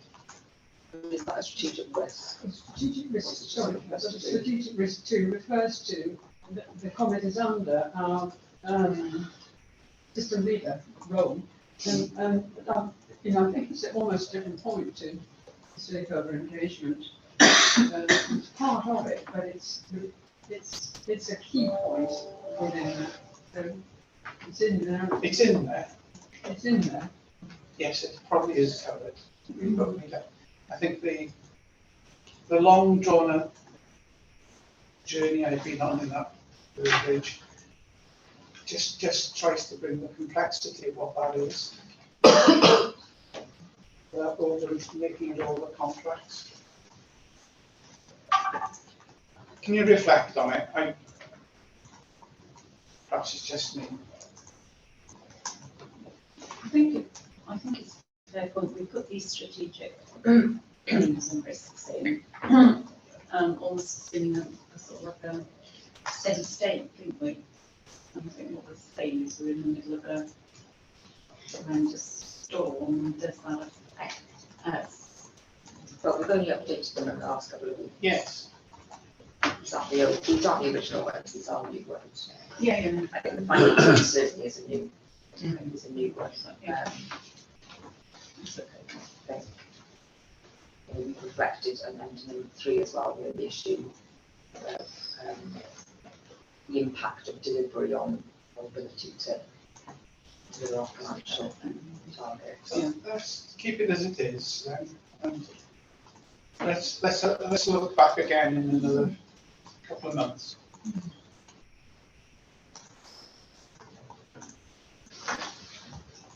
We can strengthen some of the description. The key issue is, does it lead us to do anything different? Isn't that around some of the strategic risks? And that's the acid test, isn't it?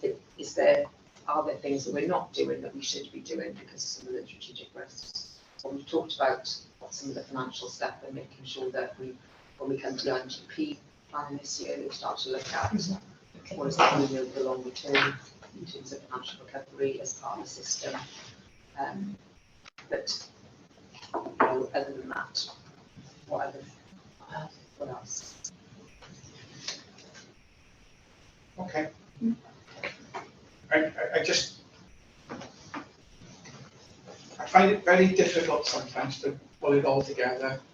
Just reading it. It probably does. You can't fit everything in.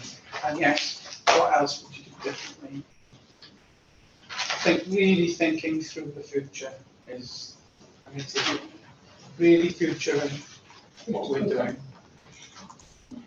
I mean, underpinning the horizon scanning capability, there are modelling and scenario planning and other things, which is why I was asking the question about whether this is rolled into an observatory function. And some of what you're talking about ought to come out of those processes. Okay. So, we're asked to review and note the BAF for assurance, and we're asked to approve the draft strategic risks as outlined in paragraph 3 of the paper. You happy to go with that? Yeah? Okay, thank you very much. Iaith Gymraeg.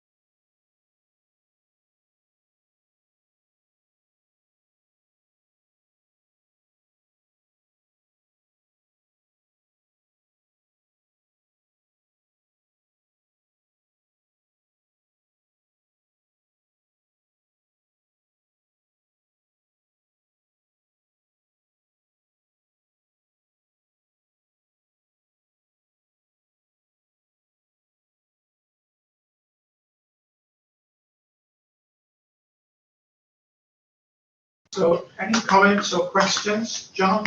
Thank you, Chair. Thank you, David, for the report, which actually is very helpful in terms of how proactive we are within the organisation around our responsibility to the Welsh language. When I read it, it's clear that we are not subject to external Welsh language standards, which I do find strange. So I did a little bit of background work and could see that as we understand, we're not one of those organisations, yet Social Care Wales are, and many other organisations. So I guess my question is, if the public were reading this, it would appear that it's within our gift to decide what Welsh language scheme we adopt, and we decided, David, and I applaud you for that, to take as much of the standards that we can and abide by those, etc., even though we're not legally responsible. I think that as a board, we should be far more proactive than that, and that we should be saying to the Welsh Language Commissioner, we wish to be part of the Welsh language standards. Now, you may have done that. We have. But I think we need to pursue that. We have, and we did it right at the very inception of HIW, and there's been a retraction or a delay. Yeah, I'm more than happy to provide an update. There's a bit of history here. So the reason that we do not come under the Welsh language standards formally is because when those standards were put in place in 2010, 2011, HIW didn't exist, and the way that the Welsh language standards work is that you need to be named entity at that time to come under the standards. And as we were established later on in 2018, of course, we were named as wasn't possible, it didn't exist. We therefore engaged with the Welsh Language Commissioner, Welsh Government, rightly had to say we would like to come under the standards, and we were led to believe that there would be an imminent decision enabling us to come under the Welsh language standards. Unfortunately, that didn't happen. And the Welsh Language Commissioner therefore asked us to therefore come under the earlier Welsh Language Act of 1994, I believe, which requires a body to come up with a Welsh language plan. And any organisation that does that has a complete free hand in terms of the content of the plan, what they put in there. And what we decided to do was that we would have a Welsh language plan that would incorporate the standards of the NHS and also the Welsh language standards of universities. So while and the effect of that is that we have a Welsh language scheme that reflects those standards, so that while we do not de jure come under the Welsh language standards, de facto we do. We have a Welsh language policy that reflects the Welsh language standards. I'm delighted you raised this point with me because I'm thinking that I, going forward, should clarify that position more fully within the annual report, and I'll do that going forward. So thank you for highlighting that. But I hope that gives you. That is very helpful. So the history is very helpful. But I do wonder whether we should revisit that with the Commissioner. Yes, I'm more than happy to do that. But it's a decision for the Minister rather than the Commissioner. But we'll certainly do that. Thank you. Sadly, we lost it. We lost the Commissioner. And we've got a new Commissioner. So I've not met with her yet. I've joined a webinar where she spoke to the NHS, where she spoke to the NHS chairs. This is a subject very dear to my heart, and it was very disappointing that we went under the auspices of the Act. There also has been, this will take a legislative procedure by Welsh Government to actually do. So the legislative time and sound in the old egg timer was certainly delayed during the pandemic. And there's not a lot of legislative time left in this government. And in practice, we don't expect to make that much of a difference because we've already looked at the standards and adapted to our situation with sudden changes, but we largely reflect what's on standards. The other thing, just is that Mwyna Gairau were like written into the, like Brighton Rock, were written right the way through it. And that's a very practical way of getting through. I remember us having this conversation about having the Welsh Language Commission, but I just wondered, with NHS Digital now also being the body coming on, they're not subject to it in the same way. I just wonder whether, given the fact that a lot of what we're trying to do encompasses digital education going forward, whether that is timely for the Welsh Government to look at that. And you just remind me, FICE has been created as well. FICE may have adopted it from the whole of previous organisation, which they were. So, but I just wonder, in terms of the public bodies being set up, whether it is timely for them to actually look at it, and especially with the different legislation that's come in. Would the board like me to write to the Welsh Language Commissioner Yeah. and the Minister. Yes. Can I absolutely accept what everyone said? Excuse me, I wasn't part of the previous discussions. So what Bwrdd has given to board today is incredibly helpful. And I accept the rationale for how we're presenting this report. But it's equally about perception and how we as an organisation are perceived. And I think we just need to be demonstrating how proactive we are in wanting to comply, even though we could argue that we are. It's how people perceive us as an organisation, and equally difficult. It's another point, but I'm very important with that one. Can I just say, on the actual report, section 2 starts with quite an odd statement, which says that the translation team ensures that the health board is able to provide information to patients in the health phone language. That's been cut and pasted from something. So if it's, if we're attaching this to a letter to the Welsh Language Commission, for example, I think it's important it's sorted. Excellent. Okay. An action will be out right to the Welsh Language Commission and to the Minister. Who's the Minister responsible for Welsh Language? Jeremy Miles. Right. Who also is the Education Minister. There we are. Providential. Okay, thank you very much. And then we've now got the reports from the key committees. Audit and assurance. Jan, We've got about an hour, have we? if you want. If you feel it requires that intensity debate.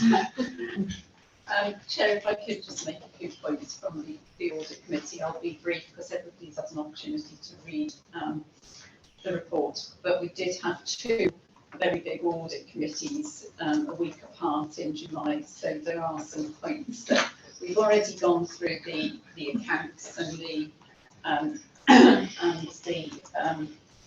audit, so I'm not going to reflect on that. We did. I think the board need to know that we did, as members, agree the Audit Wales plan, which we deferred from the previous audit committee. And Audit Wales have agreed to alter the timings of the local performance work so that it will be started in the year in question. So we were able to, as a committee, agree that audit plan. So I think it's important that that comes back to the board. We also received, this isn't as good news, we received our second limited assurance report that HDIW had received in its full time of being, which was on software development. And the audit committee also took a report and a management response on that item, and we were really pleased to see an immediate management response and an action plan, and also attendance by officers, which gave it the priority that we would expect for a limited assurance report. So thank you to Sean and the team for doing that. It was a very comprehensive discussion, so thank you. We also discussed Audit Wales's wider programme, and I think it's important that the board has sight of the national programme. So I would propose perhaps that we circulate that just for information, because it is incumbent on us to make sure that we take on board as an organisation any wider recommendations, and given the systems issues that we've got at the moment, there may well be things coming out of the work. So just to note that. In terms of counter fraud, I just want to say that you'll see in the notes that there was a disagreement in the report that came from counter fraud between themselves and the counter fraud authority. So the audit committee weren't able to take any assurance from from the report. So I don't think it's a significant issue for the board at this stage, and we've asked them to go back and clarify who's right so that we can take assurance. Two last points. The committee remains very concerned about the number of single tender actions that's still coming to the audit committee, and I understand in many respects we are an organisation that's unique, and therefore there will in some cases be genuinely only one supplier for some of the issues that come forward, but we will continue to challenge that and may invite people to subsequent audit committees to talk about how they're building the market and for suppliers and competition. And we also noted significant improvements in the level of understanding of procurement decisions, and also, as I've referred to earlier, the public sector payment policy and the improvements that have been made there. So that was all I wanted to say. Sorry, a bit long, but the notes are all there. There was an awful lot that went through those 2 years, wasn't there? Thanks, Jill, for that. Yeah, the team took the report really seriously, and just the board to look the board is aware as well. In the context of that internal report, audit report, we've reframed the business case that will be coming to you, and we've got a board briefing in September on the basis of those findings. So we've taken it into our strategic context as well, and it's actually shaped some of the recommendations that now come out of that business case in the need to transform and continuously improve. So we set a scene that we've taken that. So when we bring that to you in the board briefing, we're doing a special board briefing on the business case for single platform. That has really shaped some of that. Donna, if you want to say anything about the audit committee? I'm really enjoying my time. It's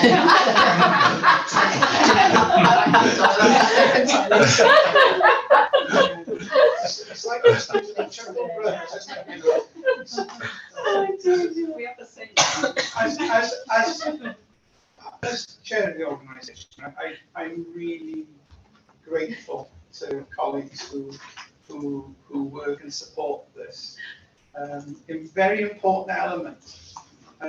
It not just keeps us safe, but it shows evidence that we actually can guide the future a bit and make us better prepared and be able to react better. You know, I recognise you've had a heavy month, and the officers, I feel your pain, but it is meant in the best possible taste, and I'm sure that every conversation we have with audit officers, internal and external audit, they do smile when we mention the audit assurance committee. So you're obviously doing your work right.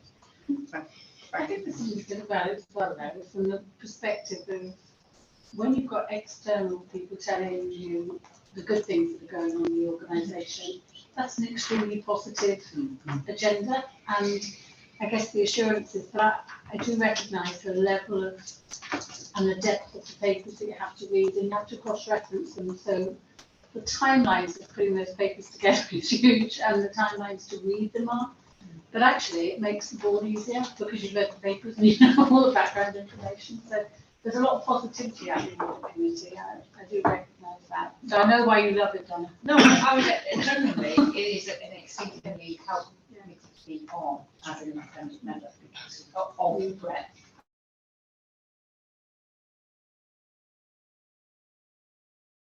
At the time I've arrived with what's coming, it's been exceedingly helpful. So although I said that, Chair, I do genuinely, I am enjoying my time.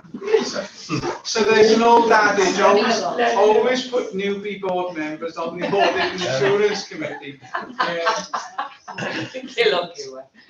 Right.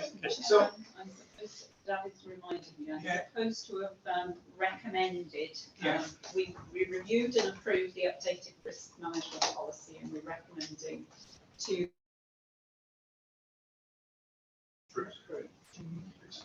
can I just ask something really simple? The risk management policy, does that fit the situation we now find ourselves, the environment we now Yes. find Yeah. ourselves in?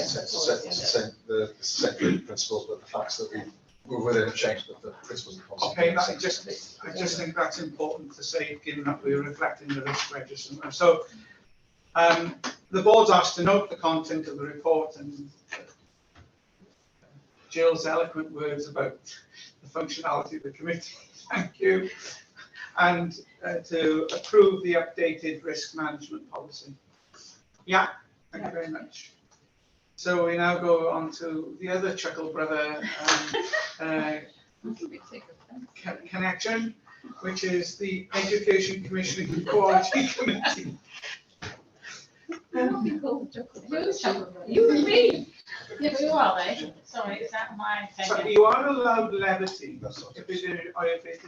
Just drink a bit of control. Right. The chair that normally keeps it. Chair, would you like me to do I the would. education? I would. ECQC. Yes, please. Not to Chuckle Brother. Right, okay.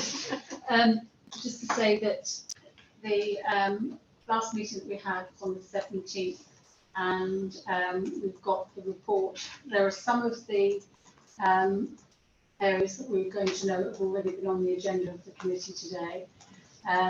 But nevertheless, the committee did receive quite a substantial amount of work in each of the papers, giving sufficient material for us to provide assurance, and therefore any recommendations that we had were based on quite an in-depth discussion and conversation. So we didn't consider things lightly. There was due diligence done, I think, in all the reports that came.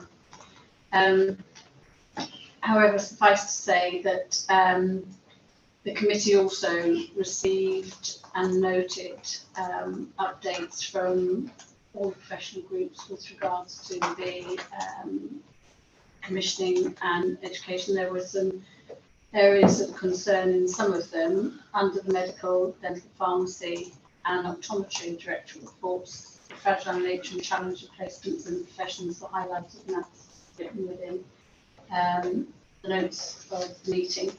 And also nursing and health professional education. The committee raised concerns about the low fill rates for nursing, especially around the new programs of dispersed learning and the distance learning, and sought assurance as to whether the right strategy and approach and interventions were in place. And there is considerable amount of work being done along those lines. So that's something that we'll keep an eye on going forward.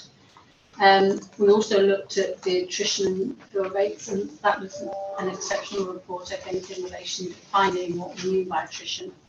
And there was quite a bit of discussion around that, and to get a dashboard coming. So from that perspective, we should be able to keep a closer eye on what we mean by attrition. And there were things discussed like, does an attrition actually mean if somebody leaves university at the end of the first and second year, did they come out with qualification? And if so, could they then subsequently seek employment as a healthcare support worker and things like that? I just gives an example. And we also received an update on placement capacity. So looking at all of that information, that's why we were able to make recommendations in relation to the papers that you received earlier. I won't go through all of those. The other area was that the committee also received its annual report, and that also went to the Audit and Assurance Committee, so they've also scrutinised the annual report of the Education Committee. If you're happy for me to move on, because that's Appendix 2 in the papers, just to highlight the report is there outlining the work that we've done over the last year. And I would like to thank my fellow board members and committee members for the work that's gone into this, because there's a lot of work that we actually scrutinise and give our comments.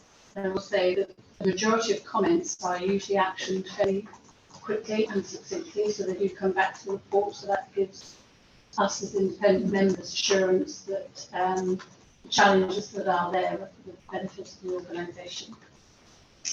The annual report is also in Appendix 2, and I think there's one or two other areas that I did want to mention. We had a new member of the committee, John, has joined the committee, and I think also that one of the concerns that I have is that we need to be looking forward for the new chair of this committee, because in January I'll be leaving the board, and we've got another couple of meetings, so to look at who will be taking over, so that the induction programme taking it on would something for the board to consider to take forward.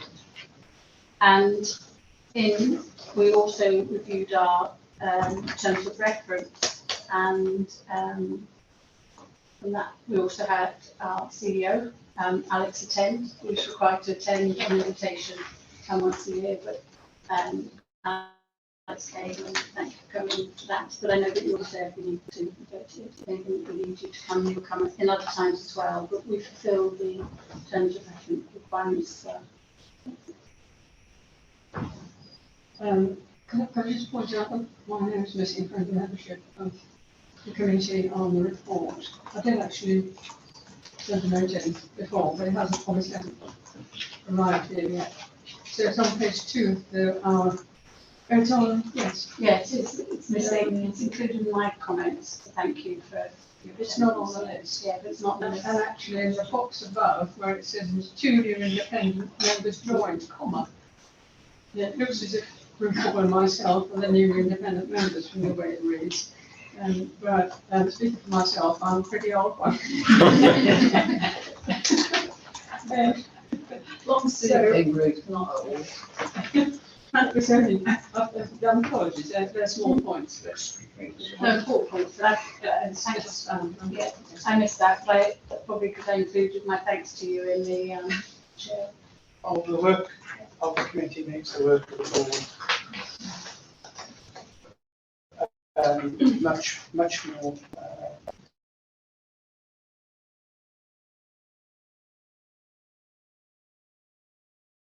John, you're the newbie on that committee, relatively. How do you find it? I think the committee is, in terms of what we discussed at board today, the committee covers a lot of issues in terms of factors that we have to discuss strategically at board. So, for example, papers around nutrition, papers around quality placements, etc. And it's done in a very rigorous way. We've had conversations about the nature and quality of papers, etc. And those have been responded to. So I think it's a critical committee. And nothing in particular in terms of this, but I think it's right that when we make decisions around what needs to be a deep dive, that's taken on board. Well, thank you for the work that you do as a committee. Thank you for your leadership, Tina, and to you, Joe. You sit in both camps. It's dovetailed. Don't let me say the chocolate bar. No, I won't say that. But I do take your point about sustainability, and as you know, I've been thinking long and hard about, particularly when you lose institutional memory, and in something as complicated as the Education Commissioning and Quality. So we will pick that up pretty soon. We have a new board member joining on the 1st of September, and I'm sure that Jane will bring her health board and university understanding to bear on the board. So in terms of this report, we're asked to note the content of the report from the chair, and we note that the committee's recommendation for the draft education training plan, which we considered earlier, and also we've received your annual report. Thank you very much for that. Joe? Chair, could I just say that we've covered the two committees, and there were 3 meetings within a week. So can I just say thanks to the team for the papers that we received. They were numerous and they were all there a week in advance, and that's no mean feat for those. 3 in a week was quite a lot for the team to do. So thank you very much for that. So I think we all recognise that the organisation's been very busy. Yeah. Yeah. And we also know that it's not just busy, but the load of the work and the complexity. Witnessing, as I've done, the external work as well. We can see the internal work quite easily, but the external work, it's complex, and it's been, I think we're in a different place to where we were a year ago. I don't know about you, Alex, but it certainly feels more gritty now, and it feels as if we're at a moment in time again. So I think we've come to the end of today's board meeting. In committee decisions, David, they're there for people to note. Yeah, those are the in-committee decisions from the last closed session meeting on the board. Just the notes of this. Thank you. And I've got no other urgent business. And we've got a board development session on the 31st of August. And the next board meeting will also be the annual general meeting on the 28th of September. And that will be held here in Dysgu. We will be looking for dates to have a board meeting in North Wales.